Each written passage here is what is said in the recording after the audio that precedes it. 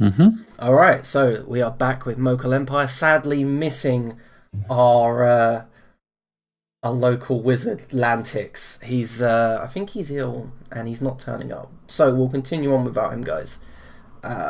Also, for some reason on my screen, Rocket is here, but he's Adrian. So I will change that as we do the catch up. Does anyone want to help with the catch up?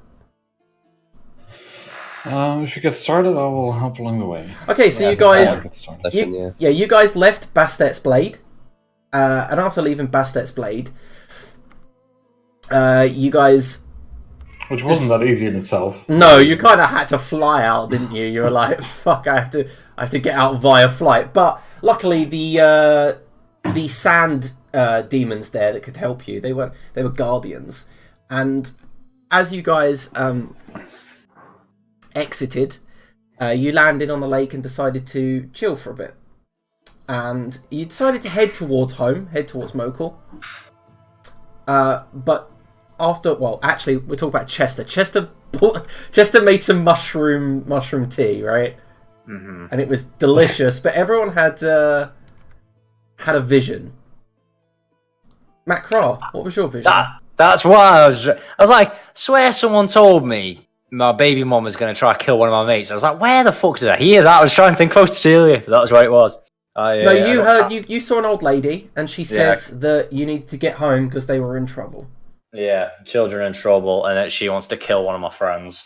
She never mentioned your wife. Yeah, she just said she was vague about it. That was just you being you. Like, oh god, my wife's crazy. I gotta go home and save the children. I thought she was on about the same sentence where she's like, the children are in danger. Whatever. Never mind. Yeah, so it's not specifically my wife that's going to kill one of my friends, but I need to protect the kids. Yeah, so you guys had a little bit of rest. Everyone had their own vision. Lantix had one where he tried to fly out of the planet and just couldn't. And everyone had their own individual dreams and highs. And when you woke up, you decided, no, you're not going to travel 14 days to get back to the Mokhul city. You're going to head to Phoebo, where Nereans aren't very welcome. But you made your way across there. You come across a small village on the way, Argassi, and decided to stay the night. You met a shopkeeper called Cleus, and Cleus sold you some of his wares. I believe Gwendef bought some belladonna, some poison. Mm-hmm. And you guys stayed the night. And Chester told the story of... told the story of... Arachna. I can't fucking pronounce it. God damn it, Chester. Yeah, so, and after that, you guys left and headed along Victory Road and found Phoebo in the distance. And as you entered, you you walked under Triumph Gate and into the main square. From there, Grildar, Macra, and Gwendef headed to the Obsidian Blade. And Chester and Lantix headed to the Collegium. At the Collegium, Chester went looking for some books, got introduced to one of the masters there. His name was Master Gillas, and he said that he didn't have any books on old ancient knowledge predating Ragnarok. And confused by this, Lantix was like, what the hell? I'm going to walk off. And he got introduced to a bookish woman up in the kind of the roof of the Collegium who's keeps the teleportation circles. Her name was Alexis, and he realised that no matter what, he would have to pay 50 gold pieces each person to get back to Mokhul. And Alexis said, Master Homer, the guy that does the teleportation spells, will be back later this evening. And she said roughly as sun starts to go down, sunset. Was he busy off writing the Odyssey? Was he? No, she'd also contacted Zashida and said Zashida had said she'd be there to welcome you home. While that was going on, I think this is when Todd actually got disconnected, right? Yeah. Okay, so that's when a woman walked down from the rooms above the Obsidian Blade, and she introduced herself to Gwendef. And after a small conversation of this woman saying that Gwendef's family had killed all of her family, Gwendef swiftly realised that she was talking to El Diablo. Do you mean El Diablo? Yes. And the story... Oh, God, that's so noisy. Anyway, yeah, the story that El Diablo said was that the Redfoots wiped out her family first, so she wiped out all of Gwendef's family, but her. You know, eye for an eye. Gwendef, who was very drunk, decided that she might start a bar brawl with El Diablo, and you guys filtered out into the main square, convincing Gwendef not to draw her bow and fire some arrows at a black dragon disguised as just a normal woman in a tavern. And that is where we left off. I believe Lantix was the one currently now a human, so none of you would recognise him. But we'll start with Chester, sir. Ah. So you're looking around parts of the library when a human with a long beard, kind of attractive looking, young, approaches you and says, I've managed to get us teleportation home, Chester. It's nice that you've heard of me, but I'm not entirely sure who you are. It's Lantix. Aha! I kind of like give him the kind of the once over. Yes. Of course, I knew it all along. It seems the curse has affected me, he lies. I've changed again. I'm no longer a bugbear. I'm now a human. I knew that would happen. If you'd have asked me, I would have given you my expertise moments ago. So when can we expect this transportation? His eyes roll at what you said, and then he says, around sunset. We're going to have to pay 50 gold pieces each, though. The teleportation fare. Of course, I have it. For now, can I help you? Yes, I'm not quite sure whether it can be helped here, but 2 heads are better than 1. Well, you seem to be looking for something. That I am. Allow me to regale you. Anything pre-Ragnarok, magic specifically, could you assist with that? I can try to help, and he begins poking around some of the books that you're looking at. Okay, so on the other side of the Collegium, there is a lot of old history books that you've been pointed this way anyway. So, as you've been pointed this way, you're looking around. None of them predate Ragnarok, though there are stories of Ragnarok there. He begins taking a look, and I'm going to roll an investigation check for him. Please. You can roll one as well. Alas.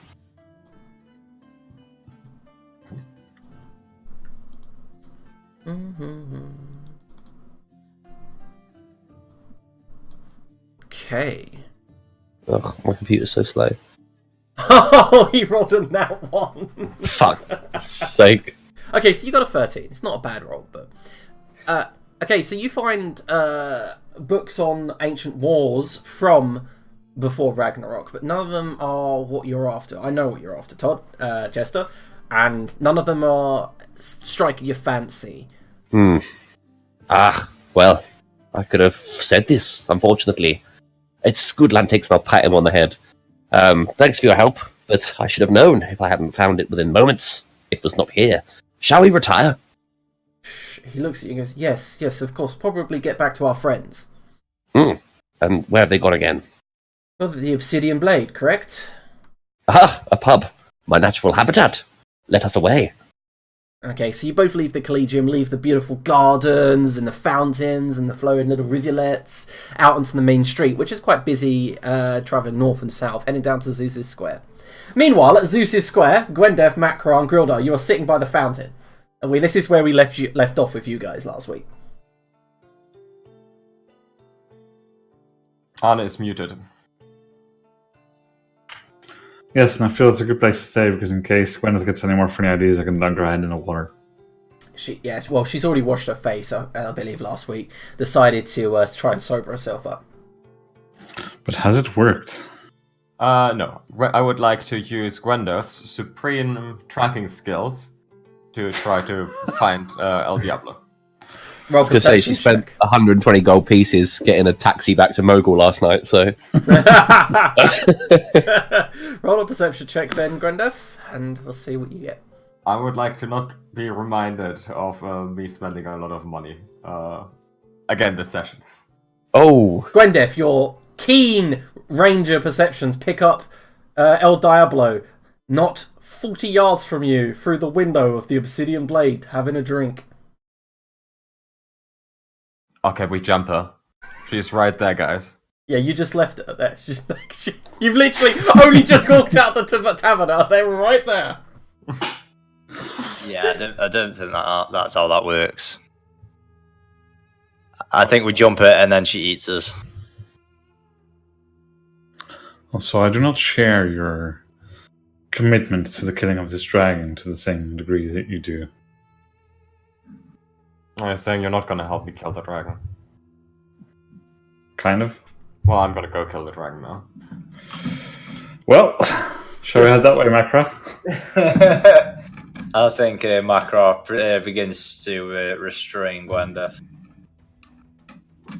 Okay. If she fights too much, I think it's a ceremonial head dunking into the fountain. I will not attempt to get out of this because deep down Gwendeth knows that this is a stupid idea.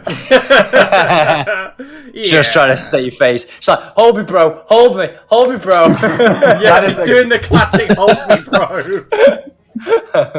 I'll just throw her on my shoulder and we'll make our way to the Adventurers Guild. Alright, so as you're making your way to the Adventurers Guild, you head past the main marketplace, people selling like melons, massive fronds, you've got people selling slaves. At one point, a woman walks up to you with a tray of liquors in small thimble glasses and says, "Can I interest you in any rose wines? Rose wines, precious rose wines, made by mine own mother." Well, that does sound pretty good, but I think we've had enough for today, thanks. Oh, they're non-alcoholic? Well, what's the point of that? Well, they're tasty. They're good dinner wines. Oh, come here. How much? Nothing. These are just tasters. If you really want the right ones, come over to Nagelfar's. Alright, and I'll grab a load. I'll have a try, yeah.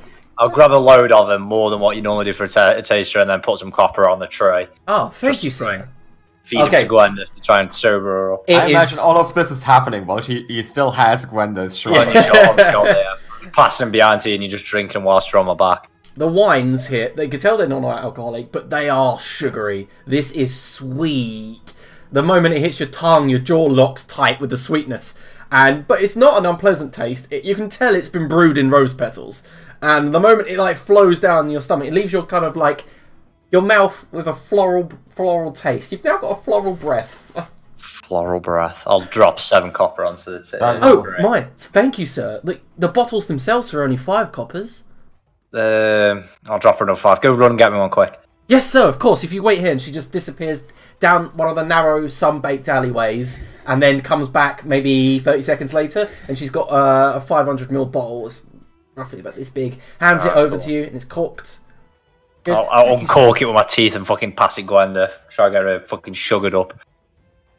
And then continue walking down the road. She's like, "Thank you, sir, thank you." And you're being hawked expensive cheeses, olives, oranges. This sounds my weakness. I'll ignore the rest of them. Okay. And the Adventurers Guild is this 3-storied building. It's got massive awnings that surround it, and all of these tiered layers that lead to a central solar, which is probably about 5 stories tall. At the top of it, there is a large sign that says Burgle Dot's Place. Okay.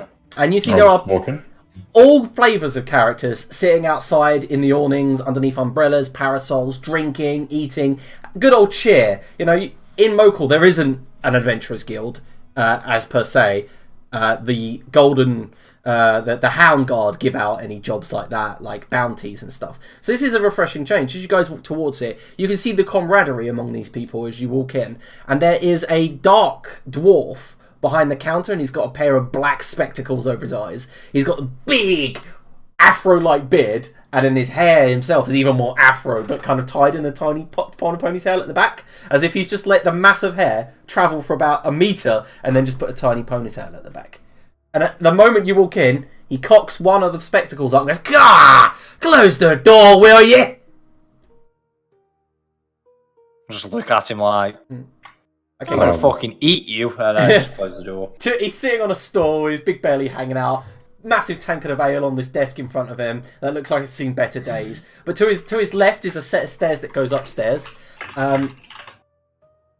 Sorry, I'm getting distracted by loud noises. And to his right is a tavern of sorts, a taverna with people just helping themselves to barrels or and stuff like that. They're just walking up to the barrel and pouring ale in. And you can see there's all types of characters. To your left, there's a man with a sweatback helmet, a lance leant against the wall next to him.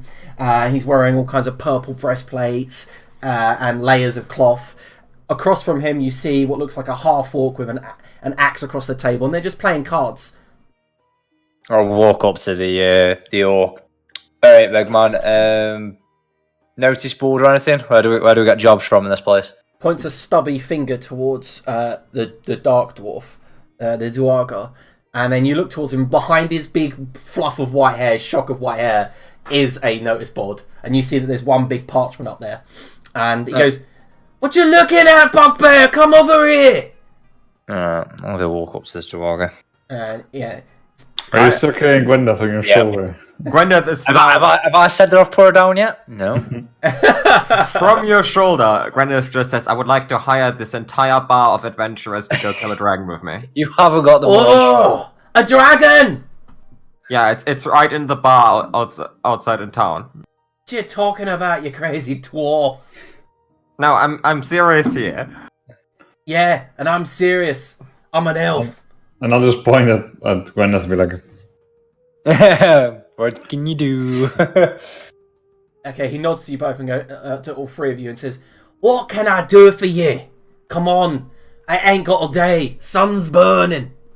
Work. What have we got going? Anything particularly interesting? He looks at you and goes, "Work. You're Nerian, ain't you? Tell by your accent. Work." Nerian. Yeah, slightly. Yeah, go on. What? You want work? He points towards the parchment behind him and goes, "Been a little dry lately. The hopper's been out the countryside." So that makes they're cleaning everything up instead then? Yeah, they tend to do that. Okay. I'll have a look at what's on the notice board. I'll try to just quickly skim through it. Okay, so as you peer around him, you see that it's got like a notice for pair of trolls messing up countryside, stealing pumpkins.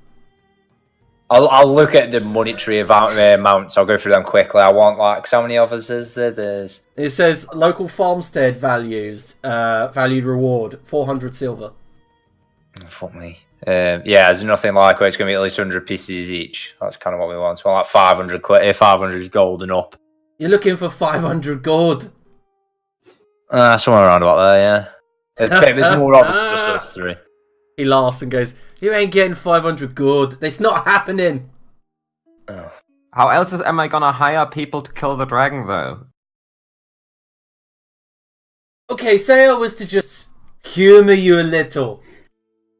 What's this dragon? What's this dragon's name? It's El Diablo. And she pats me on the back dead quick so I can He looks and goes, with it. He goes, "Oh my god, by Heracles dangling testes, El Diablo sounds like a serious nation name. What'd he do?" Oh, he killed my entire clan. Oh, bad That's luck. a she, we know that now. It's definitely her. Lady Dragon. I mean, Very attractive Lady Dragon, actually. you can't sleep with El Diablo, Macra. That would Can't be blame you for hilarious. trying. It'd be really weird for me, and probably for your undead wife as well. She's undead. What's she matter? You got an undead wife? Yeah, let's not go into that. The dragons have topic. Stay on the dragon topic. Well, he's talking all interesting stories and the like. Yeah, none that we really want to divulge. Dragon, what you go on? Well, alright, well, if you're looking to take the troll quest, I can supplement your income. Right. how far away is this location? He looks around, picks it up, lowers his spectacles, squints as the light blazes in from the windows, and he goes, "Fucking sunshine." And then as he focuses on it, he says, 8 miles. Oh, fuck me. That's it. How much is a mile? Long. Jog. It's about an hour and a half's journey there, maybe 2.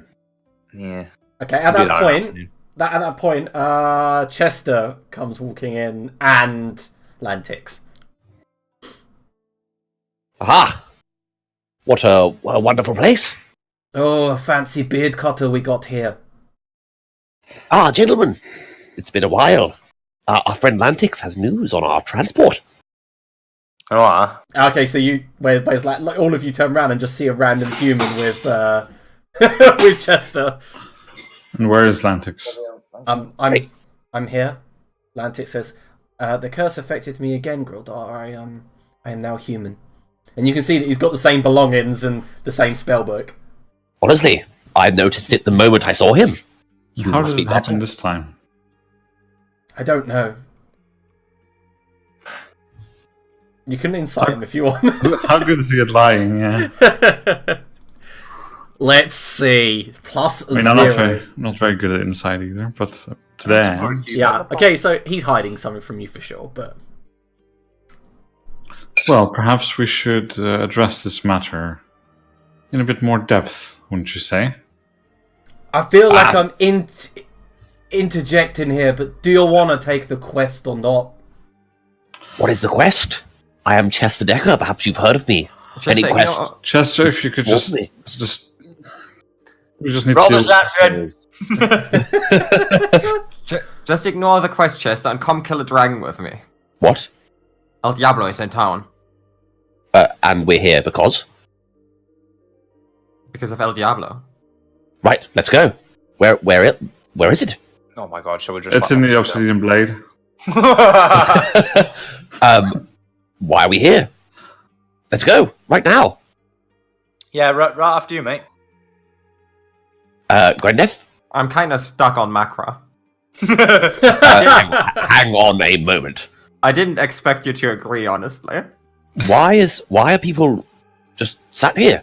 If there's a dragon, it shall be a song that has been told through Look. the ages. Look here. Chester. Look here. There ain't no dragon in Thebo. I look visibly disappointed. You'd think most of our dragon hunters would know. Where are the dragon hunters? You'd think, huh? He points towards the guy with the lance, and he goes, "He's a dragoon." The dragoon looks at you guys and goes, "I'm on my day off, Burgledot. No dragon slaying today, okay? I'm playing cards with Ulf here." Ulf says, "Yeah." And they just... "Useless dragon slaying cunt!" Anyway, he points back towards you. "If you want the troll quest, I'll get it down." I guess the dragon hunter is on his day off. Can't kill the dragon today. Gotta kill the trolls.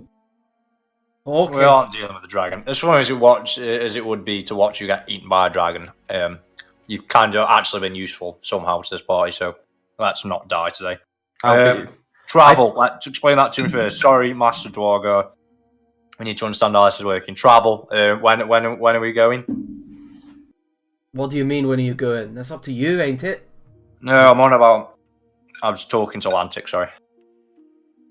Atlantic says, sunset tonight. We've got roughly 7 hours. Deal then. I'll turn around and shake the dwarf's hand. Actually, go kill some trolls. Okay, he goes, "Oh, okay, yeah, deal. And takes the parchment down and puts it in some fine stationery, and then he seals it. And as he hands it to you, and he says, "Like I said, I could supplement your income." Go on, yeah. Well, troll's blood. It's good. Hang on a moment. Let's stop there, good sir. I am sure that your intentions are pure, but troll versus a mighty dragon. Think of the glory. Think of the women. Yeah, not that interested. Oh. I'm past my prime beard cutter. I say I'm more looking at like Macra and Oh, he goes, and then he just Rodar. continues, goes, "Couldn't get it up even if I put the splint on it." yes. I've heard of that. I guess I can't use him to repopulate the clan. Ugh. Yeah, let's... I think about it. And is there a table near us? Yeah, there's like loads of empty tables in here, and like I said, there's a different batch of flavour of adventurers in here. I'll leap up on the table. A dragon. A mighty dragon. Casting a deep shadow across the entire town of Thebos. All of us. Especially you. Vivo! Apologies, my good man. Drinks on me. It casts a mighty shadow over the town, and we, as a band of intrepid adventurers, slay it and harvest its organs. Yeah, I think we just get eaten. Roll persuasion. With... Macra, do you want a drink? Do you really want me to roll persuasion? Because it's probably going to be about 186, and then we're going to die. Roll persuasion. You tried it. Why are you trying to convince me otherwise, Todd? I've had a lot of wine. That's why.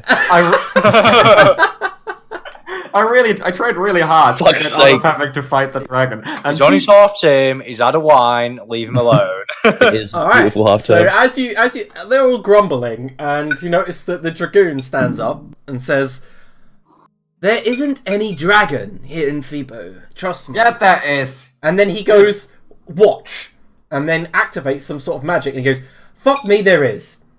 Ha! I've been Ah. saying it. He All of turns us. around to the whole group of adventurers in this town and in this taverna and says, sits down, whispers something to Ulf the half-orc, and they nod. Yeah, best to leave it to its devices. And Sheep. Wait, everyone looks Who's confused. designed to kill dragons? He's so shit scared of it. The dragoon says, "Look, my magic isn't exactly precise. It can't tell me what type of dragon, and it won't tell me That's a black one. it's a black one. yes, and it won't tell me its age, its power. Very old. Precisely. Like super old. Precisely, it won't tell me, but it does tell me that it's pretty strong and beyond my league. So I'm going to let it go about its business." But don't you want to help me avenge all my clan that was killed? Not No, really. Not really. I do, but yeah, it's not worth my life. Sorry, mate. Can you get me in contact with someone that sells me dragon hunting arrows? The dragoon says, "I actually have several. Oh, what are you selling them for? Well, I use them." But what are you selling them for? Roll persuasion. I barely have Arne, any more. I think you're breathing into the microphone. You can fill out Adrian Close's sheet on your bingo shard. What did you... Persuasion. I have a +1. Alright, so, no, he says, look, if you're really serious, I will sell you several. He brings out a quiver from the side that was like wrapped around his side, like kind of like a crossbow quiver around his hip rather than, but they are arrows. And he says, he brings out about 20 in his hand and then pulls 5 out, puts them on the table. And going there, if they're decorated with slightly glowing runes down the shafts, and the arrow points are made out of bone. And he says, they're quite expensive to make, dwarf. So, what are you selling them for? He goes, one moment, let me appraise them on the internet.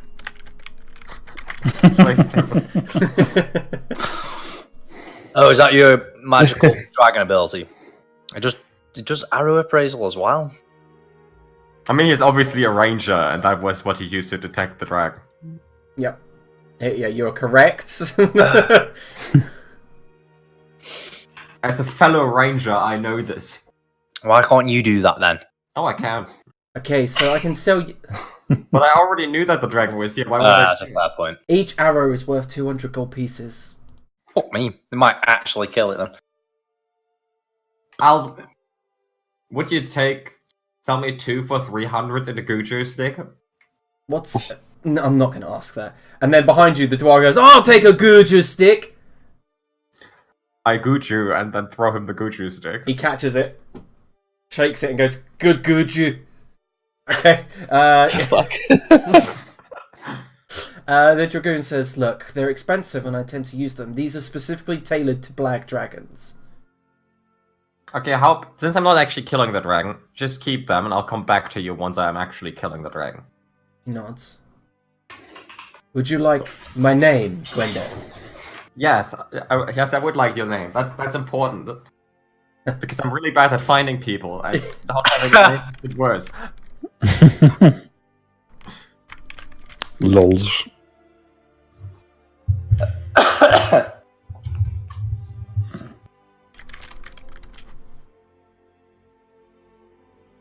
Oh, Jesus, now I wish you hadn't told me your name. There's no way I can remember that.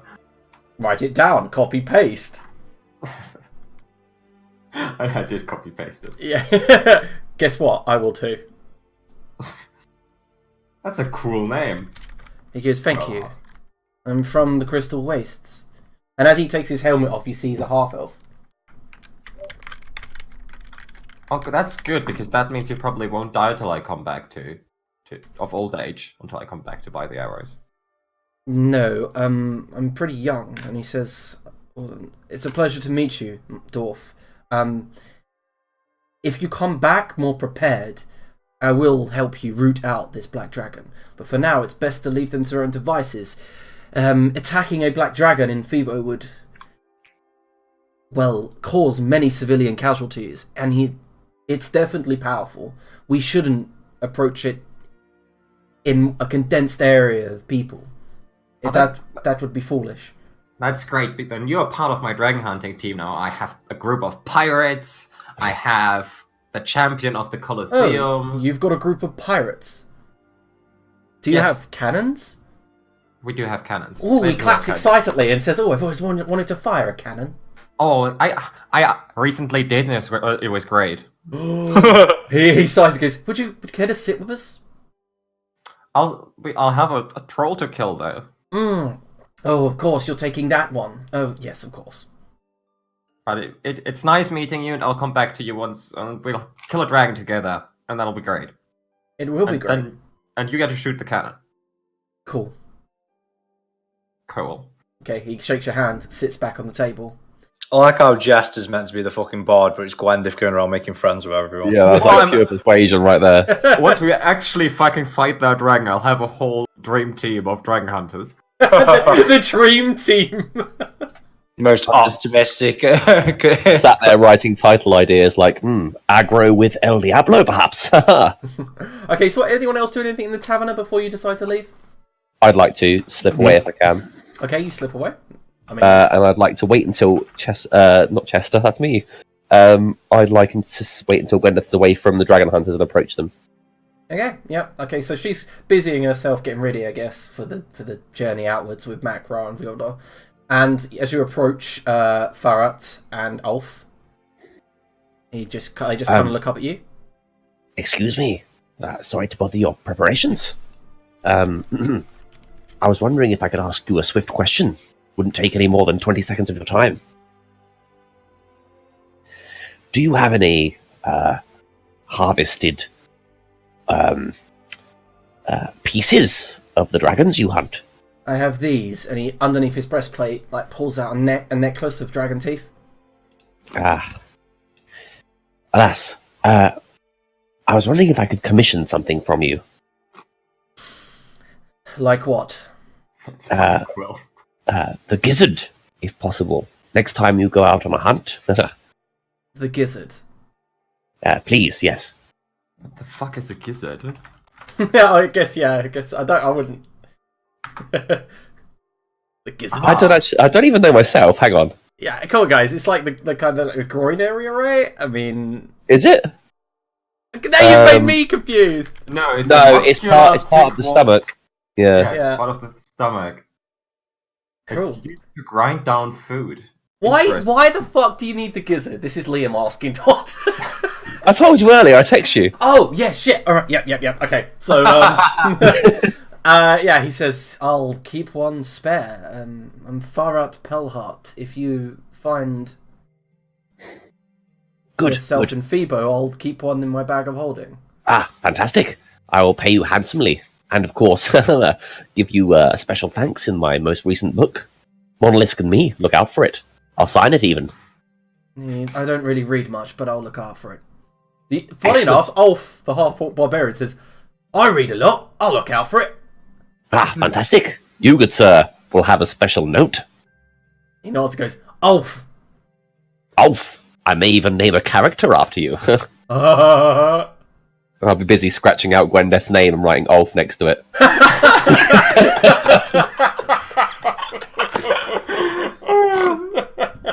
You bastard. Gwendeth is never going to read the book, so I don't think it matters much to her. What about Grildar and Makra? Any preparations? Yeah, getting this bunch fucking going. That's what I'm doing. Alright, so you get everyone going, and I'll say the journey, like, you've got the map of where you need to go. It's a small mountain pass to the east of here, just in the base of the mountains. And you've heard that on the note, it does say one of them is very proficient with weapons, which is strange for a troll. But nevertheless, you head to a small mountain village that you see has been long abandoned. By now, it's coming to like late afternoon, and this mountain village is kind of like hollowed out buildings. Like some of them are still standing, but you can tell nobody lives here. Okay. All of the vineyards, all of the areas, olive groves, all overgrown, and I believe that might be Macro, yeah. And as you approach, the mountain gets even steeper, and you pass through, following some of the actual notes on the actual quest log you've been given. Does anyone want to make any rolls to see if they can find them? Because currently you haven't seen a single thing. Yeah, I'll keep my eye out for some landmarks. Okay.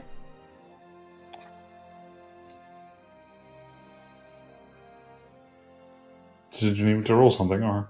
Yes, it depends. If you're looking for tracks, you know what it is. If you're looking for like landmarks and stuff, roll perception. Gwenda, are we close enough for you to start tracking them yet, or? Oh, I can track them, no problem. I'm really good at I'm not really tracking, but I can track them, yes.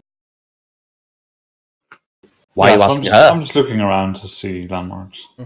Okay. Oh, All the knowledge you need to know is up here. I'm so bad at tracking, I'm not even proficient in it, I forgot. Okay, so Grildo, you definitely notice a lot of like you noticed a lot of troll like passing by. You notice that branches have been knocked down of certain trees, and also what you get with that perception check is the smell. In one of these buildings, one of the trolls has slept here. It stinks, and in the corner is a pile of defecation that is definitely troll shit. I don't think they've been here. From this, can I deduce what kind of trolls they are? This one looks like the typical troll. You've got that scent in your that just sticks in the back of your throat and you can't get rid of. It's very strong. That typical musk that they leave behind. However, Okay, and I'll ask Chester. So, Chester, what is your advice on troll slaying, huh? Well, I'm glad you asked. You need to stab it with the pointy end.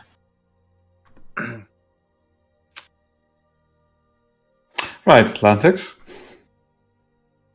Lantix, I will make a check first.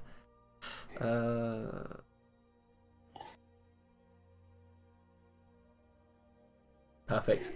I'll just read out his weaknesses, shall I? Okay, so Lantix goes, well, if we're finding a normal troll, they've got regeneration. Every few seconds, their ability to regenerate their skin activates unless one inflicts fire damage upon them. They tend to be ferocious, and if you hit them very hard, their flesh and bones are quite weak, and their limbs fly off. However, if we were against a lake troll, oh well, we're in for some trouble. But I doubt it. You don't really tend to find lake trolls in the mountains. Yes, and based on the evidence so far, do you reckon this is a normal troll we're going to be fighting? Or normal trolls? I believe there's multiple. Judging by the smell, that smells like a normal troll. Yes, of course. I guess that's why you have the story about the troll under the bridge, and he's quite famous, whereas all the other trolls are just little bitches. I imagine a lake troll's pretty fucking scary. Oh, they are. You don't want to encounter one of them on a lake. I thought all of them were amphibious, to be fair. It makes sense, all the bridges and shit. Never mind. So we need fire then. That's me no good. But if I hit it really hard, shit falls off them, so... Yeah, good luck, old chap. Well, and I'll pull from my bag of holding 5 oil flasks. And hand those out. So, do you have something to light it with? I point at Lantix, like, he literally has, like, a laser fire shooter. Yes, I was asking you specifically. Well, no. I'll just douse him with this and then I'll leave the settings fire to you lot. Standing in the overgrown square of this village, Lantix activates a firebolt and says, "I could use this." Yes, I was just thinking if we're split up somehow, it would be good if each of us can do this here. And I'll hand McGrath a tinner box. Mm-hmm. Oh, I've already got one of them, but I just don't think Okay. particularly useful mid-battle, but we'll give it a go. Well, I mean, we'll take an action probably to set it on fire. But... Alright. So I'll hand one out to everyone. Okay. Except Chester. Chester, just stick it with the pointy end. I think you should be fine. I'm always fine. Okay, so Grildo, you think following the smell and some parts of this trail, you might be able to find them. Okay. I'll try and find it, but not follow the trail too directly. More like try and skirt around it so that we don't follow the exact same path as they did, so that we don't walk into them accidentally. Okay, so Grildo, you're not following the trail on purpose, which allows you, because you've said that, allows you to find exactly what I'm about to explain. As you guys are not following the trail and the path, but you're walking through some of the overgrown orchards, some of the olive groves, you kick something, Grildo, in front of you as you're leading. You look down and you see a helmet, like a battered steel hoplite helmet. Mm-hmm. And it only takes you a moment to look forward and see a body leant up against a tree, its arm twisted back, and the spear broken in its hand. You see it's got flies buzzing around it, and its face is kind of cut open, crashed in. Its brains have got a layer of maggots over the top, and its stomach, its intestines have spilled out, and you can see there's buzzing flies all over its body. It's missing, weirdly, one of its legs, but the leg looks like it was ripped off, and you see that it's got belongings that are scattered all over the orchard, and it only takes everyone else a moment to realise this was an adventuring party. There's several bodies. You find the body of a cleric with Heracles' sign, the golden spear on his tabard all torn up. He's missing his head, but he has a large shield, like a hoplite shield, and a mace discarded some feet away from his hand. His holy symbols dangling in his shield hand, clenched. Further along, you find a ranger of some sorts, like a quiver full of arrows. Some of them are snapped. This person has a short bow and a couple of short swords. But one of the short swords is now in his body, and he's been stabbed through completely, and he's hanging there on the tree, and he's 3 or 4 foot off the edge. And you see his one sandal has fallen off into the long grass below, and the rest of his self has just kind of sagged onto the short sword. Gravity's kind of pulled him down a foot, so the short sword's now in his neck. And you kind of look around, and you find a blue hat. And all of you pick it up, it's covered in blood. Nearby, you see the discarded and snapped strings of a mandolin. And then you find him, a bard. First thing is, you find his So where to stick it with the pointy end? Yeah, you find his torso impaled on the end of a lance. And he's missing the rest of his lower half. Took a snack for later, that one did. These trolls are far too well fed, leave all this food around. By the gods. What's wrong, Chester? What's up, mate? They're looking a bit green. It's, not, desirable. Well, here's what I suggest we do. We lay these to rest best as possible. We can't bury them, we don't have the time. So we have a deadline to meet to get back tonight. But at least we can do is put them in some sort of, a state of respectability, and take their belongings, bring them back to the Adventurers Guild, leave them there perhaps they have some family nearby. Alternative option is we leave them here for carrying and take whatever valuable shit they've got for ourselves. I'm with Macro. Don't think this is worth a significant amount of money. I'll just fist bump Gwenda. Not appreciate the lack of concern. Lantix says, died in battle. if we gather the bodies, I could set them on fire, and it would be a quicker burial. And in fact, I know that Phoeboans tend to cremate their dead. Yeah, I couldn't care. Well, Bless. do you think Chester, the that's, vote's on you. Are we staying around to burn these fuckers, or are we just leaving them? I mean, this couldn't have been the troll, could it? Like, surely not. Yeah, it's definitely troll work. They That fucker's missing a leg. He definitely took that for a toothpicks. can snack. do that? Oh, while yeah. the discussion's going on, I think me and Lantic will just set about doing this regardless of the vote. Yeah. Okay, so it only takes like really 20 minutes to gather the rest of the bodies up. Does it look like scorching them will not set a forest fire though?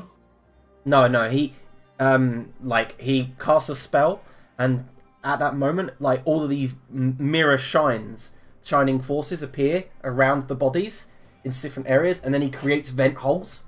Yes, this is one of his new spells. I'm reading it now. He can literally construct something which lasts for 10 minutes out of 15-foot panels. So he basically creates a crematorium, like with the full chimney, and then underneath throws a firebolt, and the body's letting out. I'll be searching I'll be stripping all the money off him whilst we're doing this. Right, this is their dead toll. Yeah, make an investigation check then. I assist him because I have dragon hunt killing arrows to buy. Yeah, I don't mind taking their weapons and things, but if there's personal items like a holy symbol and that sort of thing, which are usually a bit more personal, I would like to take those and hand them back to the Adventurers Guild eventually. Oh wow, Curtis. Yeah, I'm not very good at it. I mean, I'll have a look as well because I do want to have those things saved. Yep. Fuck me. And obviously, like if they had weapons sticking through them, just remove those, and if they are still in a usable state, then Okay, so rolling to go. Right, I'm going to mute myself while I type out all of the inventories that you found and stuff. If you want to do it later, that's fine as well. I don't really need it now. Okay. Well, yeah. I will give myself a drink. I wanted to give Chester abuse and Bruce gone. Yeah, I'm just going to go grab a drink quick. It'll be 30 seconds.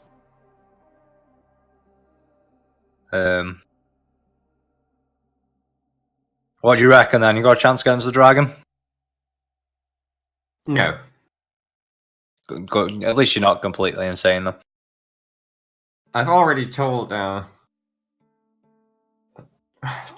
Grilda that it's not about killing the dragon, it's about fighting it and not quitting the hunt. Right. Sure, it should just be about avenging your family. It's also about that, yes, but I don't think my family minds having died against the dragon. They just... I guess it's a pretty good way to go out. Like, it's better than, like, choking on your own tongue or something. Wait, yeah. It's also... my clan likes to, die against worthy foes. So, if anything, I'm just pissed that I didn't die with them. And that I now have no chance of killing the dragon. Yeah, that's a bit morbid. We can find you some other goals in life. I've got some kids to look after if you want. Oh no, if I quit this hunt, they won't allow me into our halls in the afterlife. I can't quit the hunt. Alright. You got a few more years out of you anyway, mate. We'll sort this out for you. Don't worry. Yeah, I'll kill this dragon someday. We'll get her off guard. She's also really mean. Have you spoken to her? Wow. Well, like, really sexy mean, yeah. Like, please stop referring to her as sexy. It's just... I know it's a bit morbid that you murdered your family, but Jesus Christ, did you see the arse on her? Oh my god. He's still talking about El Diablo's human form. It's a magic ass, isn't it? It's not real. It's a dragon. Totally pretty fucking real to me. I wonder if I could chew on it. Wow. Okay, they're changing the subject. Alex, thank you for the host. Also, Rocket has texted me and bollocks, so I'm assuming that means he's sick. Yeah. So I doubt he'll be joining us. I've said you might as well just skip it and it'll be fine. Alright, cool. So you guys finished collecting the treasure that you found with that amazing investigation check is right there. It was like a split apart everyone. You found that mostly the bard's tunic had the platinum pieces and the gold pieces in it. Figures. Anything personal, like non-valuable rings or things like that with the family seals? Or no, anything like however, the holy symbol is personalised on the back. Okay. We won't sell that then. We'll let him keep that. Right. I didn't mention bringing out the sled with us as well, so I imagine that's just still in Tebow. So I forgot to say I was bringing it. Yep. Alright, so you guys have spent your 30 minutes cremating these people, and after the 10 minutes is up, and the hard light construction fails, bursting into these lights all the way down with a loud dunk, dunk, dunk, dunk, dunk. Lantix goes, oh, it did a really good job. Look. And you see there's like nothing left except piles of ashes. Okay. If we had a cleric, we could, sanctify them, but I guess it's better than nothing. I mean... I don't think they're coming back once as much. No. Less the circumstances is what we'll be able Lantix to says, do. we should probably hurry, please. Yes. We've got 3 hours and a half before we have to be back. How long? Let's move. 3 hours and 30 minutes. Oh, fuck me. Go on. Right. Go jog on. So you begin following the path further down, and it climbs up a mountain that's roughly about 500-foot incline. So you guys are not exhausted by the stuff, but you're definitely panting and sweating a little. And in the distance, the sky is beginning to turn kind of like this bleeding orange. And as you look down the valley, right below you, being quite stealthy, maybe 50, 100 feet, is a big green troll sitting at a river, scooping up water into its mouth, has lanky black hair and a wide forehead, and it's making kind of sounds. Oh, fuck me. Where's the other one? I guess at this point we start being a bit stealthy, and I guess Are you I guess making the only one who's not particularly stealthy out is will be Grildor, so you'll just have to hang back a little bit and then charge in last minute. Right, everyone make me stealth checks then, if you are going stealthy. Mm-hmm. Oh wow. Neither is the ranger, apparently. Fuck me, Gwenda. You are. Stealth is This is- actually look, this my is a- only good skill. This is a group stealth check, so I take kind of like an average. So What Roll, advantage. Oh, all I have aid. stalemate on. Not all aid and fucking Chester's for him. Where the fuck I love did how you put- like calling him Harley Aiden. Chester? It's because it's all aid and a Discord, isn't he? So I'm just reading it from there. Yeah. Are you here, Chester? He won't be right back. Alright, I guess I'll roll it for him. I'm here, sorry. Alright, do you want to roll us a stealth check? I can indeed. Haha. Haha. Alright, you say you're good at everything. Try practice being really quiet. Alright, so that's actually a really good Why roll. is he surprisingly good at everything? So as you guys are sneaking forward, Chester and Macra are silent, just basically sliding along. Lantix is keeping himself quite quiet, but then Grildar is kind of chinking a little bit in his armor and just kind of like kicking rocks down. But Macra holds him back and says, "You wait here." And as Gwendef nearly falls over, Chester actually managed to grab her back and pull her up before she clangs to the ground. And Yeah, I'm quite happy to stay quite a while back because I have ridiculous range on my spells. Alright, so I'll put you at the back on the map. It makes sense that the two rangers of the group actually are very unstealthy. I guess that works out pretty well. I guess you're all pretty ranged characters, aren't you? The only one that gets in the grills. I'm going to drag you over to the map. Cool. Let's go with some troll hunting. Alright, so... He hasn't noticed you, of course. Nice. Oh, it's hideous. It is. I mean, everyone's seen a troll, but I'll make it big. I can't remember. Shift Z isn't working. Yeah, you've done it like 12 times now. It hasn't worked. No, it's not even working on my screen. But I had the same thing. When I did it, it didn't work for me either, but it worked for others, so I guess it's just roll 20 bug. We can scratch that one off on the bingo. roll 20 bug. Do you like his ass, Macra? Okay, so are you going to attack it, or what's going on here? Well, Yeah, I'm shooting gonna it just with a bow. sneak up and fucking belt it and Alright. get my long limbs bonus and everything on it. Can well, before you start moving, can everyone roll initiative? So you're all hidden. As an FYI, I'm going to start handing out some explanabrags in a second. They're a D8 now. Nice. Bugbear. Let's put that battle music on.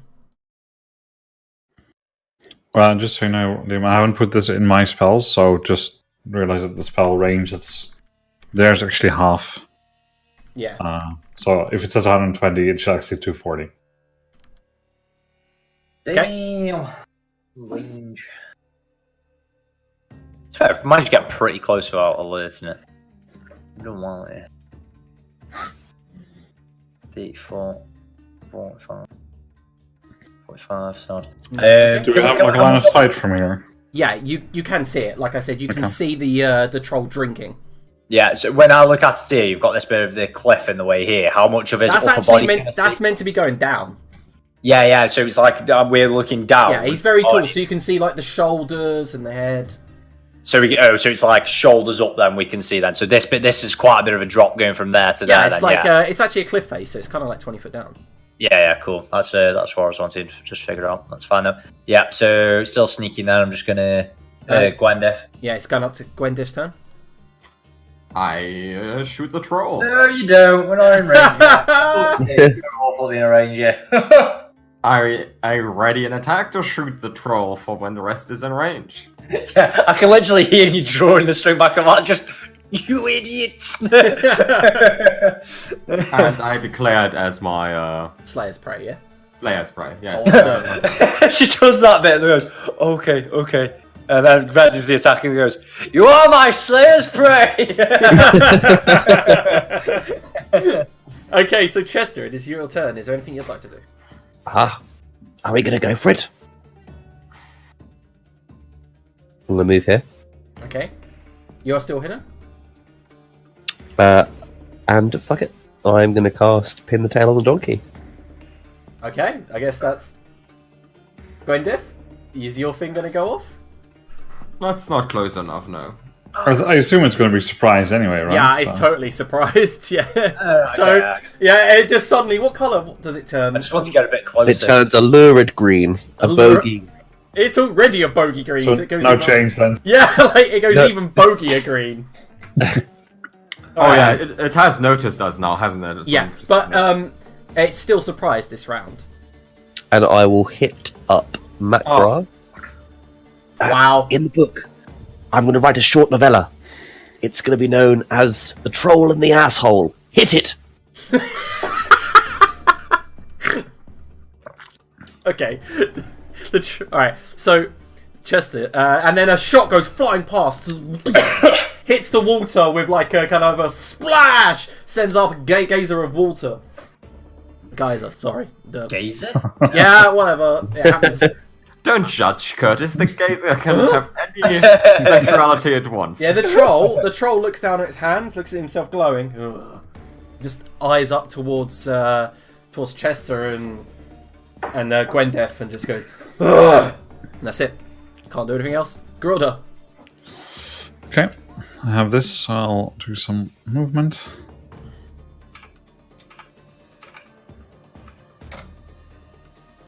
That's a shifty dwarf. And I'll run over here. Oh, quite close. Nice. Yeah. And then I will first target it. Okay, so you bring up this clear dart. Oh, and he crits first go! Oh, shit. Shit, how much damage is that? That's like... Ignore the second savant thing, but so it's 26. 26 damage first round. Ouch! Hits it clean in its bulbous gut, and this foul smell just emanates out. Okay, anything else? Nope. Alright, so Macra. Right, I think it's going to be for the Hail Mary, and it's going to be 1, 2, 3, 4, jump off the cliff, get really fucking big. Really pissed off as I'm falling on top of him. It's a surprise attack, and being a stealthy bugbear, I get an additional 12 points of damage if I hit. Oh, you rolled max! Holy shit! Fucking hell. That's just from the surprise attack shit for being a bugbear. Yeah. And I bring the fucking Titan Maul on his cranium. Yeah. 26. Nice. Oh, fuck me, 40 damage. Crack! Down Apparently a his head. bugbear, let me sneak up on you. Pretty fucking lethal. Yeah. How much falling damage do I take? 2d6. 2d6. It's halved, isn't it? Because you're raging. Yep. I can't remember if Okay, so it's not Gwendef's turn. No, fuck me. However, you do see another troll come charging from the left. He was behind part of the cliff, drinking water. Okay. Oh my god. Land next to 2, me. 3, 4, 5, 6. What the hell is that? Can you zoom in on that one? Are we fighting an anime protagonist?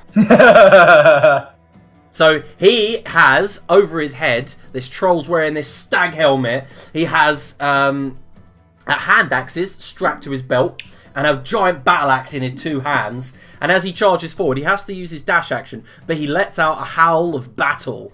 And that automatically gives any trolls within 30 feet an automatic free attack to anyone they can attack in the round. Oh jeez. So it automatically turns around and bites, well, claws Macra for 14 slashing damage. Reduce to 7.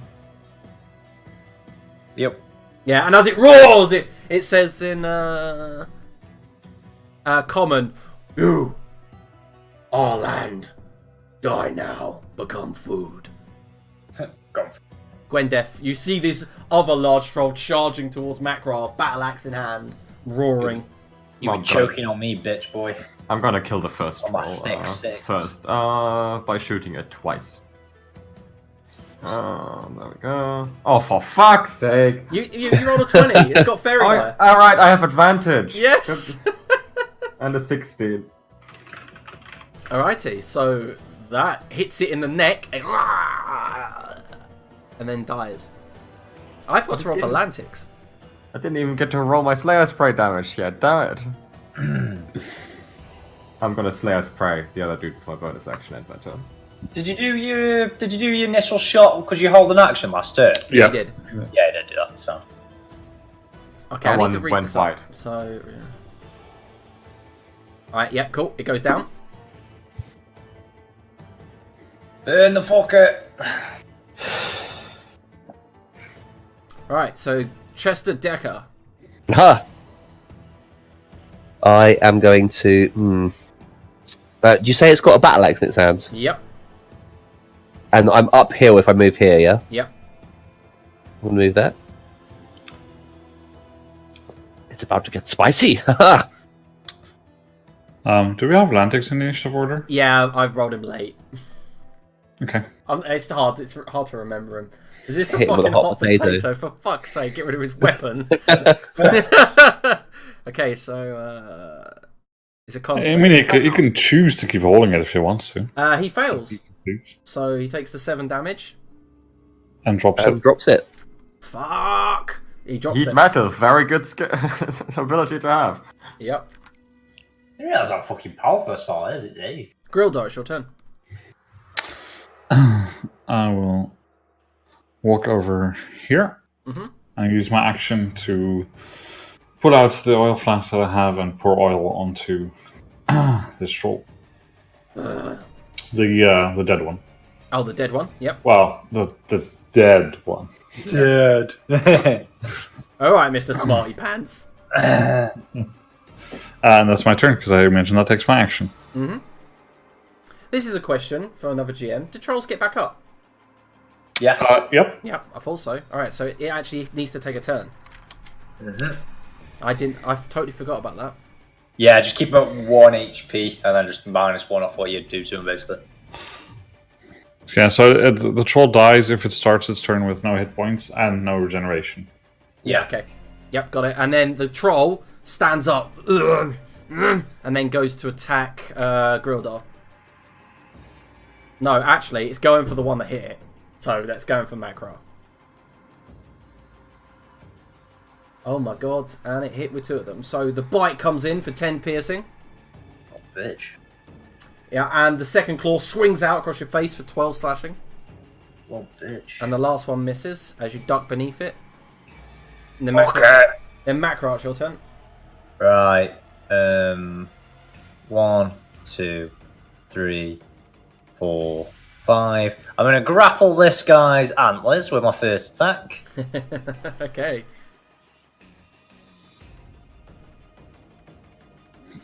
So, 24. Oh, no, is it? 'Cause No, I've it's an got 18. It wasn't very fired. No, it is 18. It says 18. Alright, yeah, you pass, sorry. Grab hold of his 18. antlers. I'll then drag the fucker up around here. So he's in the water. You're And then both, will- both like knee deep in the water now. Yeah, I'm going to knock him prone and start drowning the cunt. Okay. 25. Yep, rolls on that one. You just trip him up, under the water he goes. He's now prone and underwater. And can't do much about it. Alright, so Lantix. Drown, you cunts. I hope this isn't a fucking river one. It's immune to water. Lantix sends a firebolt towards the troll and actually kills it.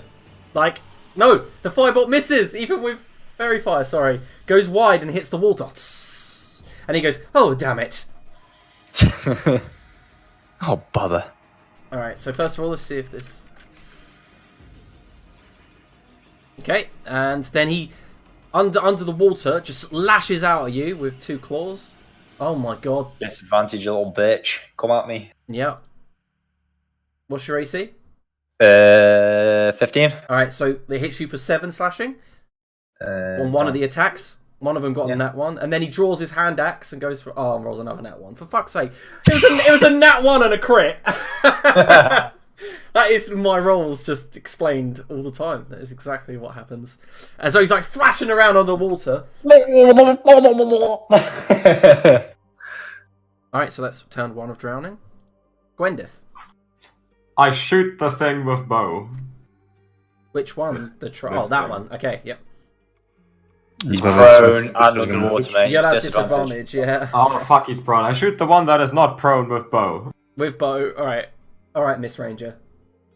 That's the first shot against him. Yep, that hits. You slay spray damage on there as well. No, I didn't slay spray that one. You have to do it every turn? Yeah, I have to... No, it's still your Slayer spray, that one. Yeah. I thought it was like... I changed it to the other where one. you just get it all the time. Oh, you did? Okay.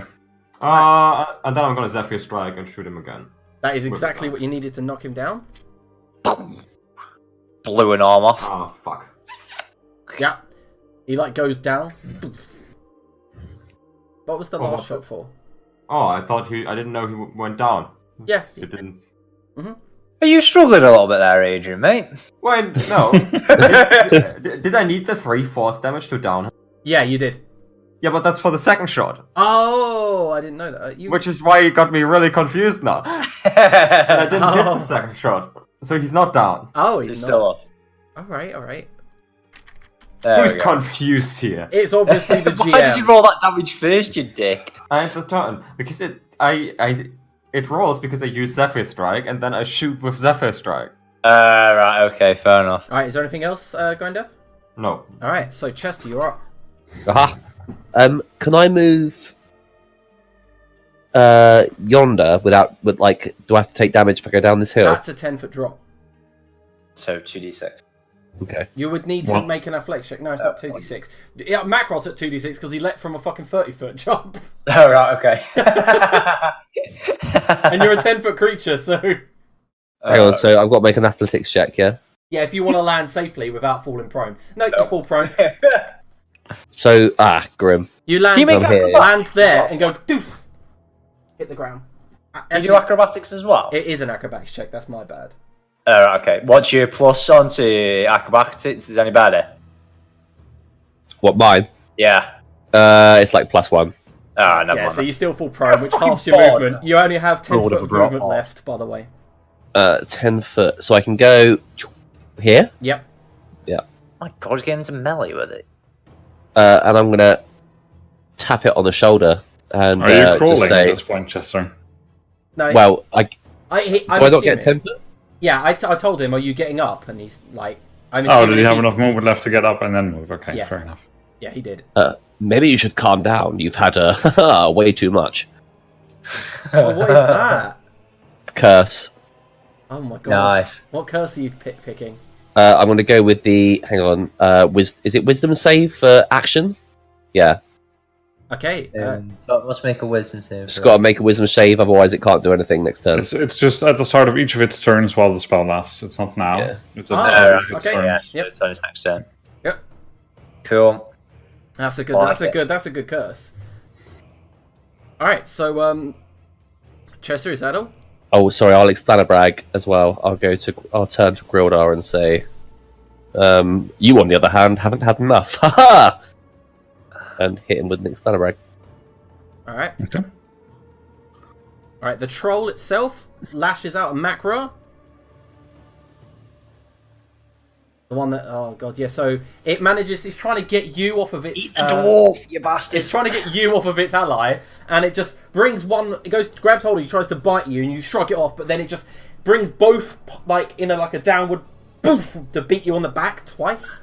You take a total of 21 slashing damage. Split them up for me. What are the individuals? 9. 9 down to 4, yeah. And 12. And 10 down Yeah, 10 to in 5. total. Fantastic, Topo. Alright, so Grildar.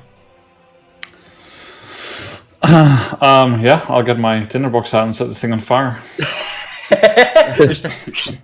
Nice, okay. So he's like, ah!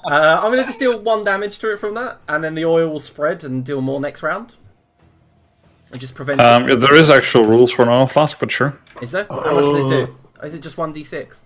No, it's 5 fire damage. 5? Just straight 5?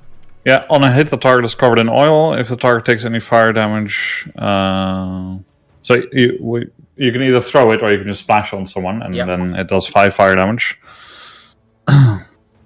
So it just does 5 additional damage, fire damage to any fire damage that you apply to it, but a tinderbox doesn't do anything. He just does takes let out a keening screech, knowing that this may be his end. Yeah, and then I say to everyone, just shout, just focus him down now, kill him. Alright, Macro. You're too busy drowning. Yeah, I'm going to have to drop my Titan Maul on land somewhere, so I'm not just dropping it in the water.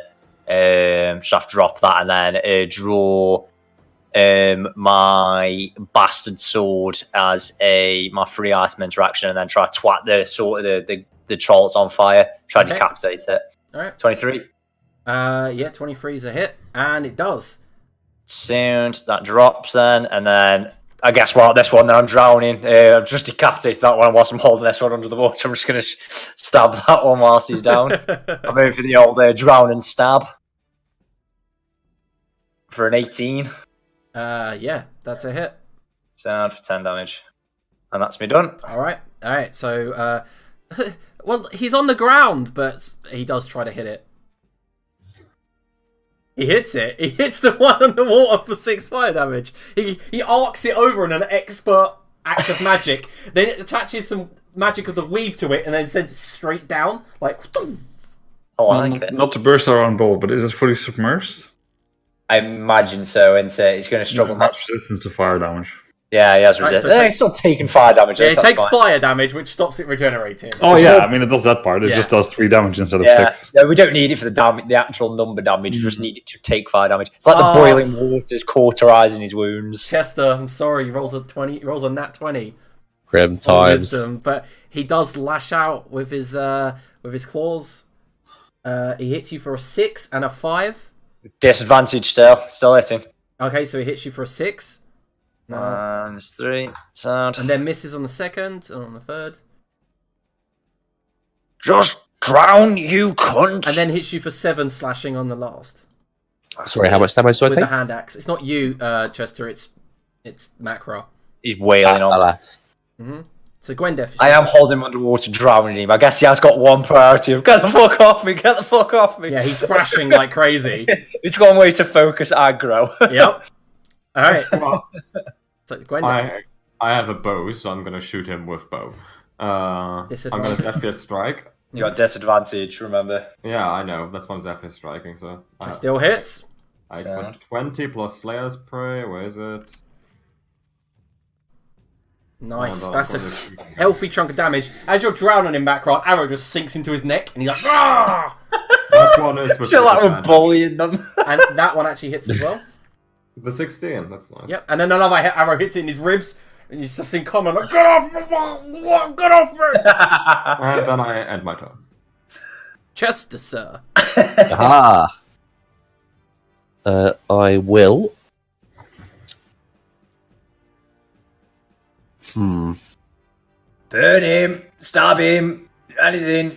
He's on the floor. Stick him with a pointy end. Yeah, that'll This is do. the point of end. Yep. I will look at him for a second. Those antlers, haha! They're so last year, and also quite chic. the target, if the target can hear you, he's definitely underwater drowning right now. Right, he can hear you, but he doesn't seem affected as he goes, "No, they're the best. They're the best." You probably forgot to up your cantrip damage, but you are level 5 and all of your cantrips should do the 1 extra dice of damage now. There it's should quite be possible 2d4. I did. Alright, so you've insulted him. Hang on, Continue to be I'll cursed. roll an extra d4. Hang on. Yeah, it doesn't matter because he resisted, but yeah. Oh, okay. Yeah. Alright, so Grildar. Yes, to add insult to injury. While I'm here, next time when he's on the Or ground. injury to insult, isn't it? Yeah, I guess you're right. I will shock and grasp him, which is a melee spell attack, so I do have Fucking hell! You've hit, My though. crosshair goes fucking poof. Yeah, so that's an 18. So I that does guess I'm 12, taking 9 then. 12 damage. Yeah, he's like, "Ah!" I mean, technically, there's nothing saying that it will distribute to allies. If you want to do that, then I'll take some damage. I'll take half damage. Yeah, totally. Like electric shock, shock shooting. You're holding him, but anything else going on? I'm holding him in the same river as him. There's a lot of moisture conducting here. nope, that's my turn. Alright, Macra, you see he's going limp in your hand. Good, you little bitch. Now fucking stay down. And then I'll give him the double bastard sword to the back. 17 Hit. for 9. 21. 12. Alright, so as you bring your hands away to stab him down, you realise he doesn't move. You've drowned him. At the start of his next turn, he would have drowned. Alright, okay, Really? I'll drag him out of Yeah. the water. Right, let's get some blood out of these fuckers. What rules are you using for drowning this time? I use Constitution 1+ Constitution modifier. Minutes out of combat, but in combat it's drastic. You're always like so it's just 1+ Constitution modifier, which was free. in rounds. Okay. Yeah. Yeah. We'd have drowned him. So- Fucking hell. Water is the most dangerous. Right, let's avoid water from now on. Because that's lethal as fuck. I was doing it to be funny, I didn't think you'd actually kill him. No, I did that in Voidheart as well. That were the rules in Voidheart when it came to Fair dues, that fighting sound. underwater. Alright. I'll drag him out onto the shore so he's not just pissing blood away into the land, into the river. Right, have we got anything to actually collect blood in?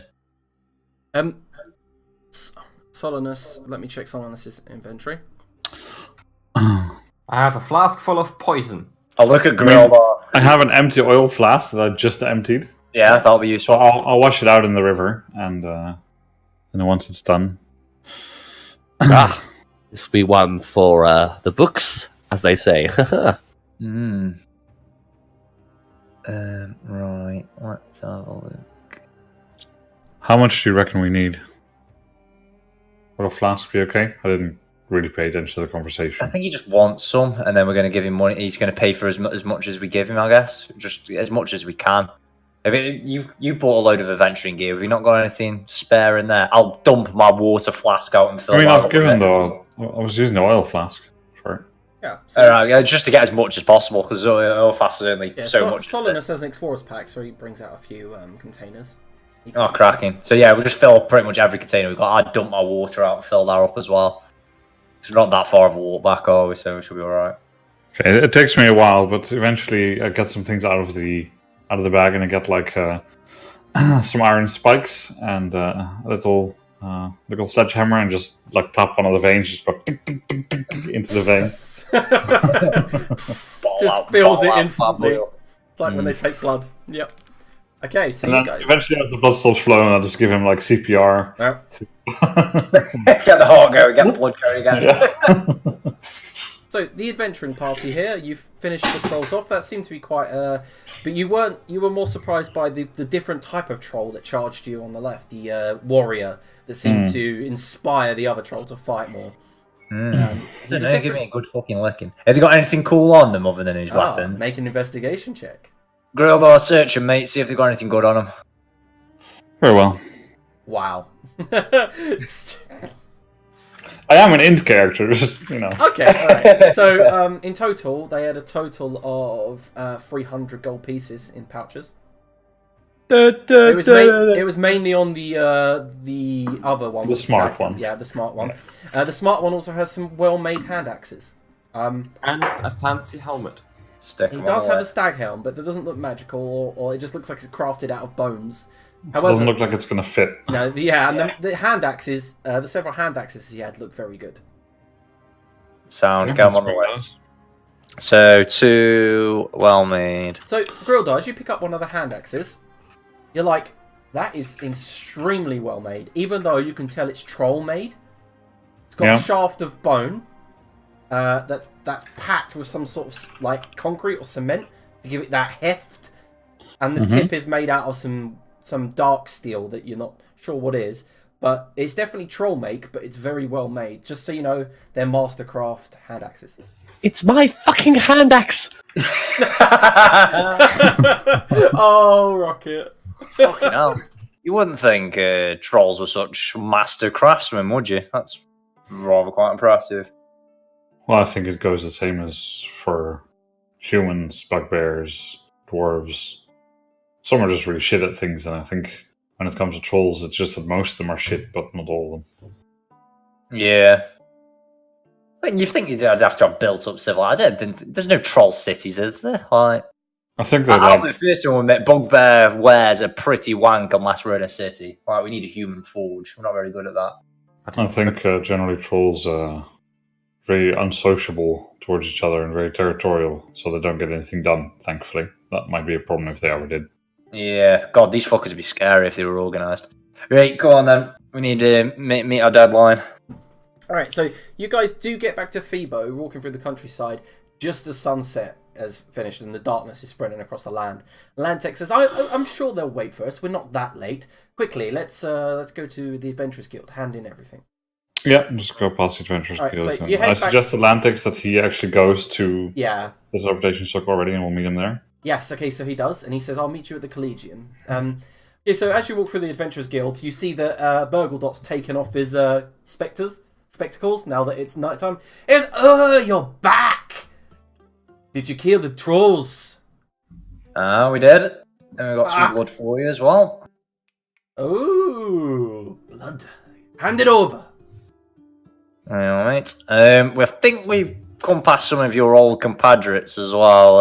They didn't do as well as us. And I'll hand him the holy symbol. Takes it, he goes, oh, 'tis a shame. And he goes, not really familiar with him, but I'll get it to the right people. There was a bard with him with a blue cap, perhaps that stood out a bit more. Oh, the blue man. Was it the Blue Man group then, yeah? Yeah. He seems to reminisce because he looks off into the candlelight. Yeah. Oh, then never mind. Adventuring, dangerous job.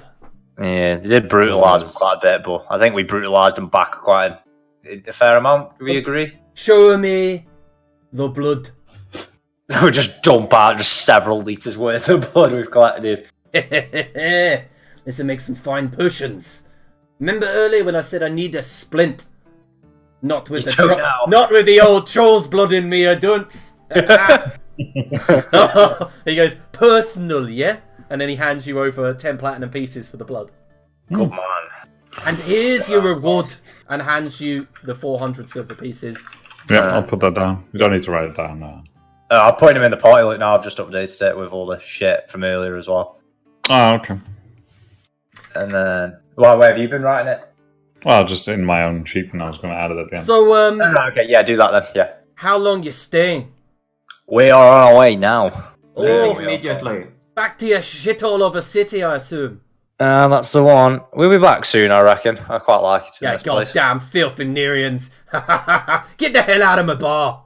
Yeah, send us a message if you got any bigger jobs that come up. He leans into Gwendef and says, no offence, you don't look Nerian. Oh no, I'm not from anywhere here. I can tell. I've been following the dragon. Oh, yeah. Oh, Farret told me to give you this. And he hands you a scroll. Oh, a scroll. I look at the scroll. It's a magical scroll. And he goes, says you should use it to contact him if you're ever in trouble. You see it's a scroll of sending. Oh, Oh, great. Let's roll Send a raven or something our way if you get any other bigger jobs that come up. Something's a bit, very particularly. Something's going worth us coming out of the city. So you're going to take the 20 days travel just to do a few troll jobs? We're a bit more. Just say we'll get here. You got contacts in Collegium, ain't you? That's the one. Back You know, and send a forth, raven to jiffy. the universe. Name them to Lantix here, and then we shall get them. He scribbles something down, and he goes, Landix. That's the one. Plus. Right, it's been a pleasure. Enjoy Troll Blood. If you make some cool potions, save us some, just for prosperity's sake. Try not to use them all on your Tidger. Right, we're going. Tidger, I like that. So it's a good. That's very near It's a better word than cock. Yeah, but I bet you like it though. Goodbye, bugbear. In a bit. And I'll get a flask of wine from there. Pleasure doing business with you lot. Next time.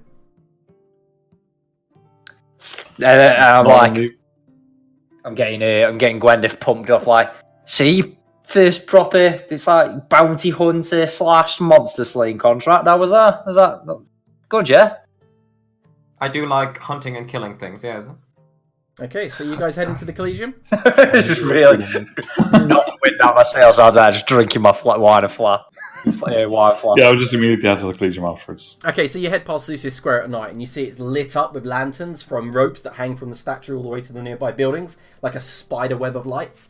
And as you walk underneath that, nightlife's quite busy. People are already drunk. You see some of the hoplite guards have come in, and they're like stumbling around the fountain, drinking wine. Even like evening picnics happen here, like for dinner, and you see some families set out. And as you head towards the Collegium, you see that Lantix is outside. And he says, "Oh, quick! We should go. Homer is waiting, and we've got a guest. Turns out someone else is going to Mokhul as well. Oh, sweet. Who is it? Some really nice lady." I see. Has she got a particularly fine ass? I wouldn't know about that, Mackerel, but she's got piercing green eyes. Oh, god damn it. I'd love to jackhammer her with my tongue. Okay, well, before you do that, we should probably leave. Be polite. And as you head up the spiral staircase into the domed roof of the Collegium, you're now in that dome, and above you, you see like kind of like map of the stars now that it's turned to night. And Lantix begins pointing them out. And then, yes, Gwendef. Lantix goes, "May I introduce you to, and I forgot her name already. That is classic me." Okay, may I introduce you to Lady Rhea Greenridge? That's a bullshit name. That's not her name. Can I have that name in chat, please, Liam? Yes, I will. Lady. Mackerel's already a bit of a wineskin down, so I'll go up and go try to kiss her hand. She looks at you and goes, "Yes, it's a pleasure to meet you once again." We're not doing this. We're not playing along. Kill that stupid dragon right now. Okay, so Master Homer is an old mage, broad-shouldered, bit of a beer belly, tanned skin, and he's wearing these purple robes that seem to not fit his stature. He's a wizard, but he looks like he has the brawn of a fighter, or a guard, or a soldier. And he goes, "Are we going?" And you see this bookish woman run around preparing the teleportation circle. And Lantix stands in it. Lady Greenridge walks and stands in it. And she says, "I don't know what you're talking about, dwarf, but I need to return to my home in Mokhul." If I could be so rude to ask, what's a dragon need to do with teleportations? Like, Yeah, just fly there. I've seen you fly. What? This is a dragon? This is a dragon. She looks around and goes, "I have no clue what is happening here, Master Chester." Ah, you know me. You've heard of me before. Of course. Chester's just... Yeah. He's like, "Of course. Who doesn't?" Ah, excellent. She walks towards you to take your hand. And then she gives you hers to kiss. Ah, so charming. I kiss it. So wonderful. Gwendef kind of notices the way that she like bites her lip with her canine, kind of like wryly or slyly. And then You are glares quite at the Gwendef. fascinating creature. Perhaps Yeah. we could meet up when we're back in Mokhul for a beverage. I feel like we're going to meet up sooner rather than later. Excellent. We'll meet up real soon. I've got a job currently in Mokhul tonight, but maybe in the morning? Perhaps. Excellent. If you're feeling well? I will regale you with our most recent tale. Her job is being an evil, dumb dragon. Gwyneth, enough, thank you. Whatever your name is now. We're just treating her like a child that's kicking off. Just ignore it and she'll stop acting up. Apologies for my companion. She seems to be a little bit off route since, the troll took her. Well, actually, Chester, I think she's actually what, Gwyneth's been referring to as El Diablo, but on the other side, you seem pretty okay, so benefit of the doubt. Her eyes narrow towards you, Grildar, and she says, I am not El Diablo. Can we leave, Well, no, I please? mean, imagine not, that's just a silly name, right? But Can we leave, Master Homer? At this point, Gwyneth has just started spewing insults and Draconic, because that's how she practices in Draconic. And In a she party of cockblocks.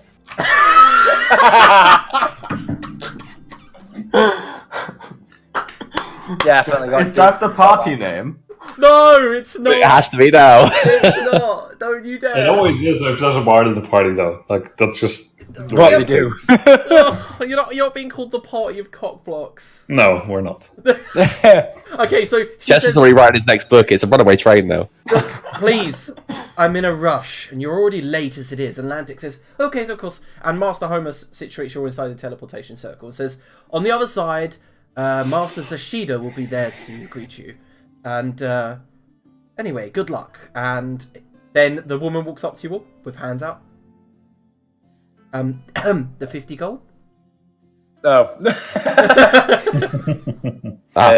Of course. Lantic's Warby. I've got a 300 GP ruby still. Would that cover all of us? 1, 2. Yeah, that'll cover you all with 50 gold piece change. So, well, I'll give her that, and then I'll take the 50 gold off the dragon. The dragon goes, not the dragon, fucking Lady Rhea Greenridge, it's damn you guys. She says, of course, here you go, and hands you 5 platinum. Okay, I'll keep swagging my wine. as the bookish woman steps out, Alexis, she goes, Master Homer, it's done. And that's when Homer says, good luck on the other side. And as he slaps his hand together, weaves the arcane symbols, the teleportation symbol circle below you lights up. There's a flash, and boof! Suddenly, dry air rather than humid. And at the moment you're in the teleportation halls at the university, in front of you, the blue-skinned Ganassi, known as Sashida, stands with her arms folded. So you all finally return. Wait, where's Lantix? What do we feel like after teleporting? I've got a belly full of wine as well. Most of you feel okay. I mean, Master Homer was a good teleportator, good contrast. Yes, about that. Atlantis is, well, He was a shape bugbear, again. and then he's a human. And that's a dragon, arrest her!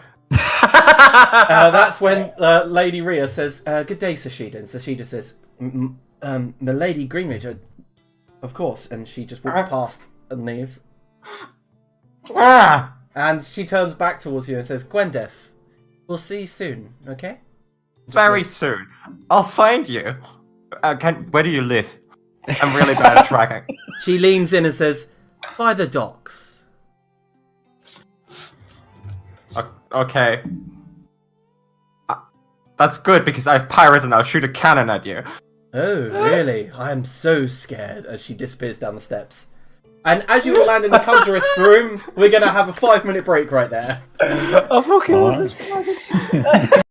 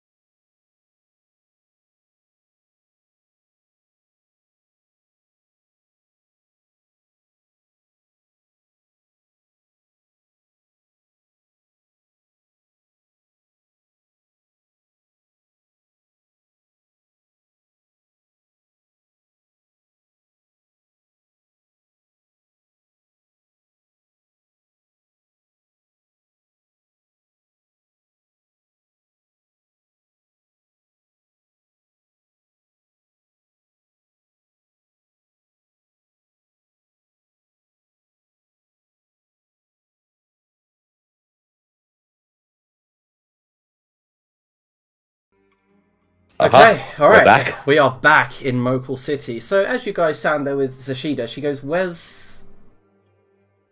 is he?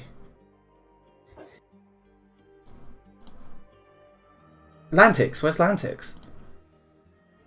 Is Lantix with us? Lantix goes, hello? And remember, he's in a human form. Oh, Yeah, yeah. I mean, I was explaining that to Zashida. That's true. Yeah. Yeah, and then she goes, oh, okay, Lantix, we need to speak. And he says, oh, okay. And she says, can you come with me? The rest of you, well, good night. And walks off with Lantix. No. So Excellent. you're in this spacious room. It's kind of airy, tall. There's 4 pillars, and in the center, between these pillars, is the teleportation you currently stand on. It's like dying down, kind of a dying purple light in the room.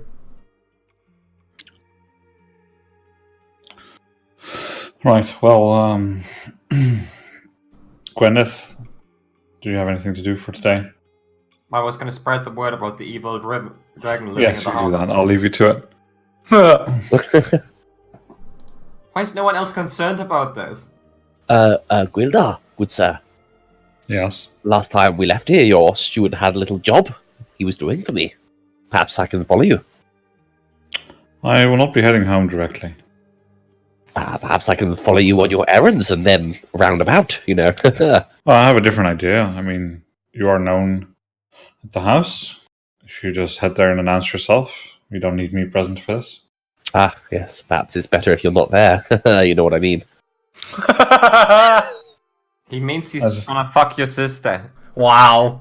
You say try. There's no try there. He was pretty successful from what I heard. Persuasion check, 84. I will kick Gwendeth hard in the leg. Okay, so Good day. I will do the same thing. so Excellent. so, Goodbye. so Chester, you're going to the Ironblood estate. Yep. Does And no one want to help me with a zombie wife? No. Yeah, I mean, that's why I wasn't heading straight home. Right, okay, so help me with a zombie wife. Fair enough. Are you gonna kill the zombie wife? We'll have fucking see, won't we? It'll be a cool fight anyway. Come on, let's go see what fucking mess it's made. I'll help you with the zombie wife. Cheers, Paul. Chester, you coming? To where, sir? Sort the zombie wife out, mate. A zombie wife? Yeah. Care to This explain? might actually be a decent story, you know. My vision's been quite blue recently. Yeah. Zombie So- wife. Please do regale me. There's not much past that, to be honest. I mean, your wife, or Yeah, used to have a wife, now have a zombie wife. Planning on Wow. not having a zombie wife. well, the inn will keep itself. Let's go. Yeah, this one will write itself. Come on. okay, so as you leave the university, cross the bridge, a lot of carriages waiting for you guys, like that you could take that are going to and for. You can flag one down if you want.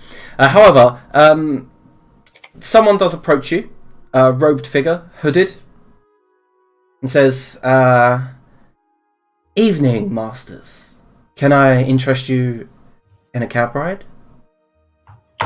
Yep. And he issues forth towards the cab that's in front of him, drawn by 4 horses. And Macro, immediately you're like, "Oof, horses." But I wonder if I'll get over my fear of horses when I... No, probably not. They're fucking nasty bastards. Fuck off. he opens the door for you, and the driver's similarly dressed, and it's quite spacious in there if you guys want to get in. Nice. Sure. Mhm. And He as didn't you... look like the usual slave, did he? Oh no, not at all. And as you climb in, he climbs in behind you guys and sits opposite you, and sits there staring across the seats. And he says, "We're leaving." And you hear a whip as the carriage begins to press forward, crosses the southern bridge, and it's about 5 minutes into the journey when, with Grildar's passive perception, you notice you're not going towards Shidell. But the figure opposite you says nothing. You seem to be taking the wrong way. Are we? He looks Yes. around. No, we're going exactly where we're meant to be going. Oh, he's a cryptic dickhead. For fuck's sake, why do we get in the carriage with this one? And I'll like just prepare a 4-star in my hand. Say, stop the vehicle now. It carries on for another 3 seconds, and he says, "There's no need to get violent, Gildar." Stop the carriage now. Or what? What do you You mean, know oh, what? what? He's holding a fucking 4-star in his hand, you silly twat. There's like all you can see is a grin beneath the hood. This motherfucker won't get stabbed. Yeah, I'll shoot him at that point. Alright, cool. Shit. For fuck's sake. It's Well, gonna cost a fortune to rebuild this carriage. I can't shoot the dragon in town, but he gets to shoot this dude in town. He's kidnapping us. So. Did you want initiative? No, I just want you to roll to hit. Okay. 16. It hits him in the chest, and he just goes, "Kuh!" Puts it to the ground, and then you see. You're gonna have to try better than that, Gildar. I shoot him with my bow. Alright, now we roll initiative. Oh shit. What is this dickhead's deal? You don't kidnap people. That's just not. You don't do that. Oh, what the fuck's my token? Oh, there it is. I will use the long rest initiative boost. Which thing. will boost macro as well, won't it? Yeah, Yep. yeah, probably gonna need it because I'm actually in pretty bad shape here. I've not had a rest since we've come back from troll slaying.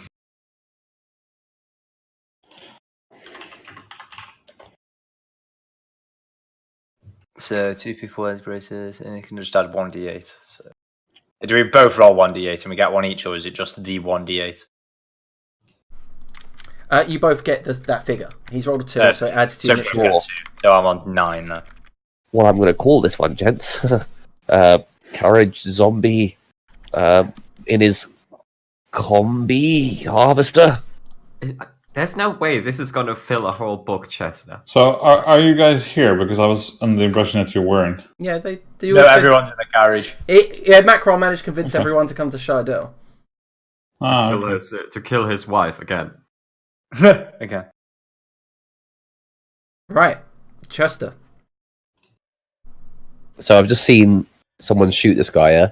Yeah, oh yeah, like Grildar hit him with a 4-star, but it didn't seem to do anything. How far away is he? Like 10 feet From at me? most.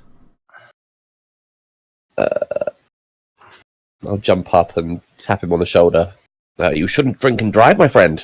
It's a bad deal. And wisdom save and throw him. Okie dokie. Oh, sorry, I just did that to myself because I was testing something earlier. Hang on.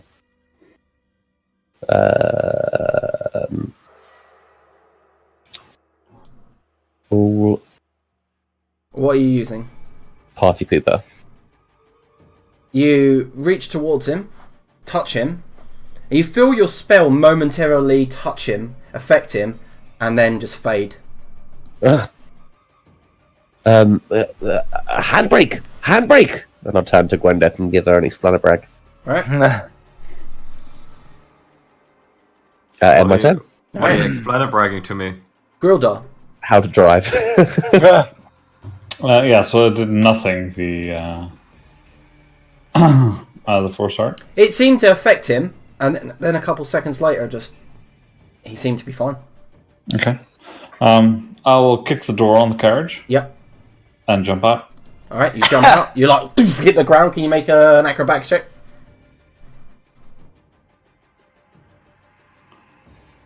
Yeah, 17. 17. Yep, you managed to roll. And then inside the carriage, you hear, like, everyone else hear the figure go, Okay, well, Yep. at this point, I'll just run and hide somewhere. Alright, cool. You run to the side. Some Yeah. passers-by are like, huh? Like, okay. I imagine that's what happens when someone kicks open a carriage door and rolls out. Yeah. Yep, Gwendeth. I do not jump out, I just shoot the dude. Okie dokie. After declaring him my slayer's prey. Cool. I'm just shooting someone whilst you're in the same carriage as him work. It's just point blank, I guess. Oh, that means I have disadvantage, doesn't it? No, he's Probably. just far enough away, because it's quite long. Okay. Big ass carriage. 18. Alright, they both hit. That's right. Oh, that's not the. That's the wrong one. This is the right one. Alright. 23. Cool. And I end my turn. He sighs, moves forward with extraordinary speed, like to the point when it's like ridiculous, grabs hold of Gwendeth's throat, rips her neck back, and goes in for a bite attack. Oh fuck! It's a vampire. I have an AC of 16. Yeah, he hits you for 9 piercing damage and 9 necrotic. Your maximum hit points are reduced by 9. He then brings out a short sword and goes to stab you with it. And crits. Oh fuck me. He deals a total of 9 slashing damage and 21 radiant with that. What? Fuck me. Okay, that's 30 damage, and before of that he did 18. So I've now taken 48 damage. I'm still up, but I'm not doing good. Then he attempts to grapple you. Jesus Christ. This dude can do. Fuck me. I didn't think this random coach dude was so epic. Yeah, and you just managed to slip away from his grasp. Macra? Right, fuck me. How do I go about pushing Gwendeth out and then jumping out myself? Unless Gwendeth wants to resist, you can do that. I do not want to resist. I just took 48. Yeah, so I guess Gwendeth's more of a corpse at this point, so I'll just try to pour her under it. I'll try to wrap an arm around her and jump out the carriage, taking attacks opportunities from this guy, I imagine. He does indeed use his short sword, which, by the way, now that you get to see it, covered in Gwendeth's blood, sheens with a white light. He hits you for a total of 6 slashing and 12 radiant. That's me. My unconscious corpse landing onto the floor. Okay. And probably a death save because I'm hitting the ground. No, you do go flying out of the carriage, though. Gwendeth, do you go with him? Yeah, at this point, yeah. Make an acrobatics check. I would like to attempt to grab him and roll below him since he's passed out. Okay. Acrobatics, you said? Mm-hmm. Oh, fuck. Oh, look at me. Nice. You managed to land perfectly fine. At that moment, he uses a legendary action and blurs out of the back of the carriage, arrives right standing in front of Macra, where Gwendeth is. Chester. How far away is he from me He's now? leapt out. You're about 20 foot at most. I'll jump out the carriage as well. Okay, acrobatics check. Choo, blip. Ah, nay. I just need to write something down, by the way.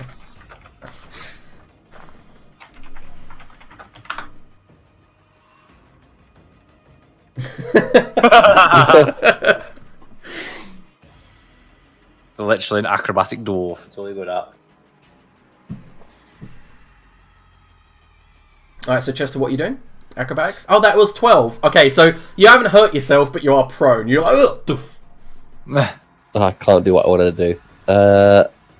I will...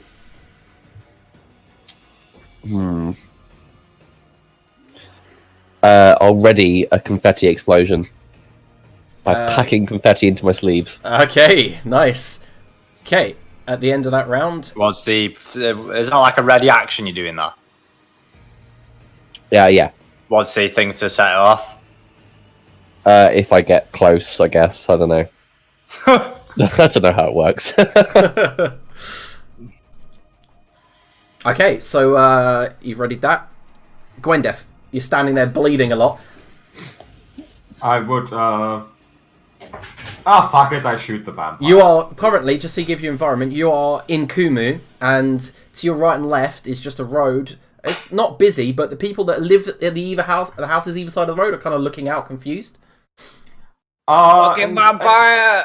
In that case, I scream. Why do I keep having to scream X is some creature? I just assume he's a vampire, and then I fog cloud under me Okay. to obscure Macra and me from his vision. Alright. Anything else? I like this. Like, he's a vampire. Cast fog. Is there anything else, Gwendeth? Yeah, I drag Macra a tiny bit, so I'm not standing right where I was when I casted the cloud. Alright, so at that moment, a shadow just zooms towards you, Gwendef, right in front of you, leers in and goes, "Listen to me. Can you make a wisdom saving throw?" I can make a wisdom saving throw, but I'll definitely fail. Yep. And then as he leans in, your trusted friend says, "Go to the docks, Gwendef. This isn't your fight." And you just, eyes go wide. You must do what he says. I mean, yeah, the dragon is at the docks. See you later. Nice reasoning. And then he turns and uses the rest of his movement to get towards... Actually, no, he kneels down. One moment, kneels down. And he flips Macro over, confused. And then brings something out of his pocket. And then feeds it down into his throat. Don't be his penis, don't be his penis. Oh, right, okay. Macro, you gain 9 hit points. Okay. Strange turn of events. And then he moves away from you. I thought he was definitely going to bite you and make you a vampire. Macro, it's your turn. That'd be a pretty cool vampire. He says, before he leaves, "You aren't passing into the other world before you see what we have in store for you." And then he leaves. Macro, it's your turn. What have we even done wrong? Right, Really? I'm in the middle of a fog cloud. Grildo! Chester! Lantix! Oh, Lantix is not even where he stayed at the university, didn't he? Oh, where are you all? You can hear Chester, I guess, because he flailed onto the floor. I'll stumble towards Chester then. Okay. And then ready in action with my Titan Maul to belt anything that gets near me. Okay. Threatening. At that moment, Grildar, a blur, begins to approach you, and he stands right in front of you. And just stands there, looking down at you. Chester? How far away is he from me? You can't see him. Ah, uh-huh. There's just a fog cloud all around you. It's obscured. I'll stand up and can't see him. Bit grim. You're just next to me. That's all you can see. Just hairy back. Okay. I'll the best way to attack fog is with a sieve. I don't know. What? Explain a brag. Macro. Okay. Right. Let me take a look. Okay, so in front of you, Grildar, you see the wounds that he'd suffered from Gwendef. The arrows actually go to fall off of his chest, tink tink to the ground, and then the second one slides out a second later. Mm-hmm. This is your turn.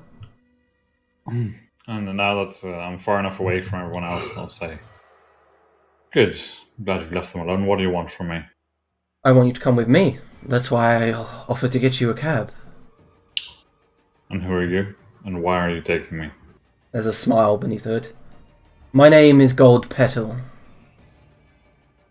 And what do you want, Gold Petal? My master is very, very disappointed with you. And who would that be? His name?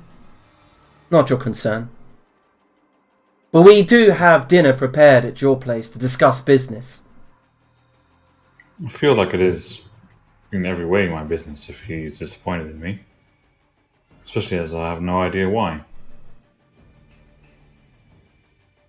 All can be explained. Go on then. Not here. Why? You see that the people gathering around after the fight. He says, "If you want,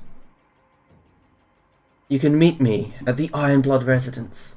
I do believe your parents are entertaining another of my friend currently. I'll see you there." Burst into mist. Alright, now I'll go and try and find the others. Alright. Gwyneth is just casually strolling to the docks. Yep. No one could find Gwyneth now. You would have ran, but she would have disappeared around one of the alleys, right next to the road. Does Someone it look like it's bleeding a permanent Christ was that? effect, or Sorry. is it a permanent effect on her? Yeah, well, without explaining what it is, yes. Alright. Well, it appears that someone has taken issue with what we've been doing. Not quite sure who or what, but they said that actually they're currently at my residence, so I suggest that I will at least head there. And what the bleeding Christ are we... I mean, what have we been doing to so upset them? That is something they refuse to explain to me in the moment. Now, I'm not sure if this master of his that he alluded to actually exists, and if so, whatever they want. I must go. If you wish to join me, you may, but I will attend with you. Any compulsion to. Mist is the coward's trick, and if he hadn't used it, he would be dead by now, by mine own hand. Just shut up for a minute. I don't think I'm going to be much help, but I guess I'll tag along. I forgot that the Berserker's Axe is a thing, and Macross should have been gone berserk in that troll battle. Have I still got it? I thought I got rid of it. Did you? Oh, no, I didn't sell Didn't we uncurse it with that one merchant dude? No. No, I think we discussed it, but I can't remember. I was on about selling it. Yeah. Oh well. Never mind, yeah. Well, yeah, I must still have it on me then. I'll put it in my character sheet so I actually remember. Alright, so what's everyone up to? I am going to the docks. Yeah, I know Gwendef is. Yeah, and I guess I am going to the residence. I don't know if anyone wants to join. Yeah, I'll follow with. Zombie wife gets to live a day long. Yeah. Okay. Well, till the evening at least, anyway. Alright, so we got Grildar Macra heading to the Ironblood residence. Chester? I will head with for the moment. Okay. I'll follow them. Right, yeah, okay. Good story. Right, okay, so here we go then. So Macra, Chester. You begin to approach the Ironblood residence, and you see the two guards that are usually posted there, Grildar. There's only one. Mm-hmm. Oh, light at 7. Yep, and as you approach, he steps forward, and behind the visor of his helmets, you see bright red eyes, and he just gazes towards Chester and Macra, and says, "You are the only one to go in, Grildar." So why'd you bring them in the cab ride then? That's just terribly inconvenient. You guys are a bunch of dicks. There's a smile beyond. He cocks his head and says, "Macra, your children would be wanting you right now." The smile gets wider, showing fangs in his mouth. He kind of music makes me piss, so it makes me think it's King's Landing. He licks his lips and he says, "Go on in, Grildar. Your family awaits." Oh, well, what about me? He cocks his head towards you. "Who are you?" Well, I find this man beyond his means. Just a Decker. I'll actually chuckle at that point and just walk in. You've been living under a rock. Alright, so at that moment... in a casket. I think that's what they kind of like doing, isn't it? If you want to go in Macra, it doesn't seem like the guard's really going to stop you. It doesn't seem like they want me there. I'll just make my way back home, begrudgingly. Alright, so you leave. Chester? I'll go in if they're not going to stop me. They're not. Who would stop Chester Deckard? Haha. Alright. So, Grildar begins walking towards the light of his residence. However, Gwendef, you begin walking towards the docks, and as you reach it, you stand there, confused, bewildered, unable to comprehend what else to do, when someone sidles up next to you and says, "Take a seat, Gwendef."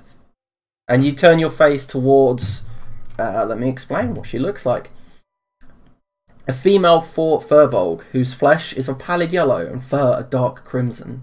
Her face is gaunt and her frame wiry. Her eyes are black, almost conquering the whites of her eyes. Her teeth are big, milky white and sharpened to points. She has a large crossbow and a sling over her shoulders and a quiver full of oversized bolts, yet holds a staff in her left hand, giving you the air and aura of a druid. And she just points out towards the sea.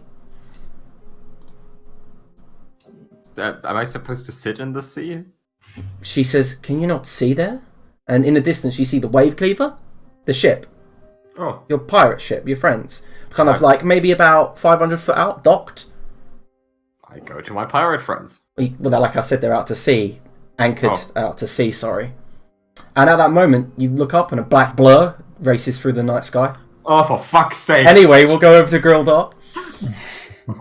Grildar and Chester begin walking into the Ironblood residence. The place is remarkably quiet and empty. Above you, the chandelier gives a dim light across the mansion, kind of like a dull gleam across the marble floor, as if it's been recently cleaned. The doors to the dining area, however, are closed. Yet there is a servant, none that you recognise, Grildar, waiting to open it for you. Yeah, I'll head in. Yep, he opens it. There are a number of silver platters all up and down the table. There's a couple of seats, and to your right and left, lining the walls, are maybe a dozen or so guards on the right and a dozen or so on the left. And sitting in your your mother's chair at the head of the table is the same creature you saw in the carriage, with his legs crossed. However, his hood is down. And Goldpetal is an albino drow. His red eyes are surrounded by a pale snow-white face of sharp, angular features. Visible fangs protrude from the monster's mouth, and his wry smile never seems to falter. He wears a set of fine black leathers the colour of ink and a long black cloak that blends with the night from which he stalks. He keeps a short sword at his side, whose blade glimmers like sickening moonlight when drawn. And he says, "Take a seat." I will. And he looks towards Chester. Yes, of course. I do. He nods. "Now, Grildar, we told you not to mess with us. In fact, we sent Sabik to tell you exactly what we wanted. You disobeyed. Nobody disobeys the Isadil." Shrug. There's a smile, that wry smile again, like he knows more than anyone else in the room. Nobody disobeys us, Grildar. Yes, you mentioned that before. You have nothing to say for yourself, do you? Nope. Which one of your siblings do you love most? I'm not entertaining you and give you the satisfaction. Then that's fine. Then if you do not make a decision, then I'll make one for you. Yeah, I just sit there stone-faced. Eat! And a servant brings you a silver platter with the lid on. Not feeling particularly hungry. Is there any further point to what we're doing here tonight? There is a point. The point is that you should have listened.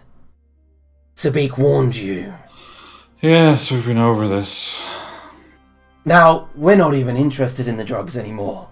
In fact, we're going to make an example out of you and your friends. I mean, Grildar and Makra should share the lion's share, should they not? They were there in the beginning. They accepted the job. They didn't follow orders. So I'll take what's precious from both of you. Oh, this is going to be a character's death.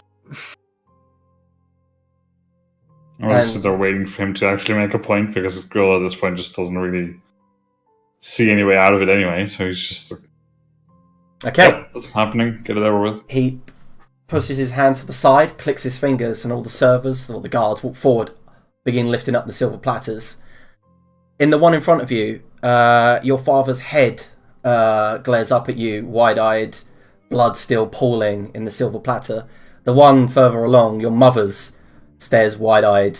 Looks like she had fought slightly. Her teeth are grit, as if she had actually put up a fight. The rest of the platters go up, alleviating, well, not alleviating, but showing you your next fears. There are some of your siblings missing. One that would be missing, and the one that they think you love the most. Well, we'll see if they find out. Lasria's head is missing. Mm-hmm. And so is, of course, Redrill. Yeah. And then he stands. He says, "No emotion." It's been a while since that's been part of my routine. And you notice that there are like maybe 25 of his men. And he says, "Well, I guess the message was finally delivered. I shall let my master know." "Oh, Chester." And 2 guards approach you behind Chester and begin grabbing you by the shoulders. What? And they begin pulling you out of your chair. Fuck off me. Do you resist? Barely. Okay. Right. And that's when like 2 or more guards join in. They slam your hand down on the table. No. Goldpetter begins walking down the side of the table, draws his short sword. What? "It'll be easier if you don't struggle. I heard you were a bard. Let's take those pretty fingers from you." Look, I'll go back. I'll do something else. You'll do what? Stutter. He smacks you around the face with his back of his hand. I shouldn't even be here. I should be somewhere else. Look, mate, come on. We can do something. Come on. Oh, Stutter. Oh, look at me. I'm Chester. I'm so scared. Look. Put your hand down. Let me do it. I've got money, mate. Come on. I can give you what you want. He leans in. "You should have convinced Grilda to give us the drugs." And then that's when the short sword calms down. Oh, you fucking prick! He does take off the tips. You waited so long for that music to crescendo for that. He takes the tips. Perfect timing. He takes the tips of your 4 fingers, and then as he clicks his fingers, all of the guards begin marching out, and he follows them. He turns, and you see the smile as he exits the building. Kind of cradle my hand to my chest. I'm gonna fucking ruin you, you piece of shit. Gwendeth, as the black mark streaks across the night sky, you see your friends on the wave cleaver. You can make out little figures and lights bobbing on the deck, and at that moment, there's just a green cloud just appears over the top of the deck, and then I've got to do a side note because not Chester. What am I on about? Curtis's face is glorious. Like, this entire sequence, it's been so glorious. And at that moment, you hear screams echo across the sea, and you feel powerless to do anything at this moment. The magic that the creature had put on you previously still affecting you. The furbog next to you and says, "Death is just a part of life, Gwendeth. Your friends, they go to a better place where they can rest. Now, see, you do not get the lion's share, Gwendeth. You lose simple friends, not family. You've already lost all of that." And then she turns towards you and you see those black inky eyes. "Never, ever cross the Isadel again." She puts one hand to your throat, gently, but then begins to squeeze and just says, "Peace be with you, child," and then kisses you on the forehead before bursting into mist. More screams echo as in front of you on the sea, the ship explodes. Do I have the power to do something now? Yeah, you have the power to do something. You were just charmed to move to the dock. Is there any boat in my direction, like a paddle boat I can steal? There is. I steal the paddle boat, and I begin paddling to the burning boat. Yeah, okay, you begin paddling, and immediately... I don't think it's really a boat anymore, more just splinters. You can see around the city alarms are going off. A gunpowder crate had just exploded, obviously, and the ship is just sinking into the bay. Alright, Macra, you maybe 20 minutes later stumble into Shydell, down the alleyways, down the roads towards home. Something strange, though. As you begin to approach home, there's only one single candlelight burning in the house. I'll walk him. Okay, on the floor in front of you... I'm going to die very quickly. On the floor in front of you is Aziza Kafal. Her body has been torn. She holds and clutches a holy symbol of Ra to her chest. She's got claw marks over her face, blood splattered all across the floor, and that's when you hear, "Papa?" Where's that coming from? From the cupboard. Shit. I'll go to the cupboard. Okay, so there's no sign of your other daughter and your sister. However, your eldest daughter, the little bit of the rogue, Fixer, stands there looking at you. She's crying, even though she normally gives up a tough persona, and she just looks at me and goes, They came, and they attacked her. They killed her, and she's like trying to stare at Aziza. She goes, Mimu knew they were coming. But yeah, I grab her and try and just bury her face into my shoulders. She can still talk, just so she's not looking anymore. And at that moment, what's your AC? 15, motherfucker. Alright, something whizzes through the window and then shatters one of the mirrors. And then she looks along and goes, huh? What's going on? And she's crying, just terribly crying. I will just grab her and run out the back of the house. Okay, you run out the back of the house. Alright. And something hits you in the back of the neck. Can you make a wisdom saving throw? Fuck. No. You black out. And when you wake up, you're slightly down the road. And you've got the Berserker's axe in your hand and it's smothered in blood. And you're just shaking your hand, looking down at it, looking round. Just up the pathway, you see Fixer laying on the ground. You just fall to your knees. And that's where we're going to end today's session. You asshole. I'm gonna cross my pirates off the dragon hunting party.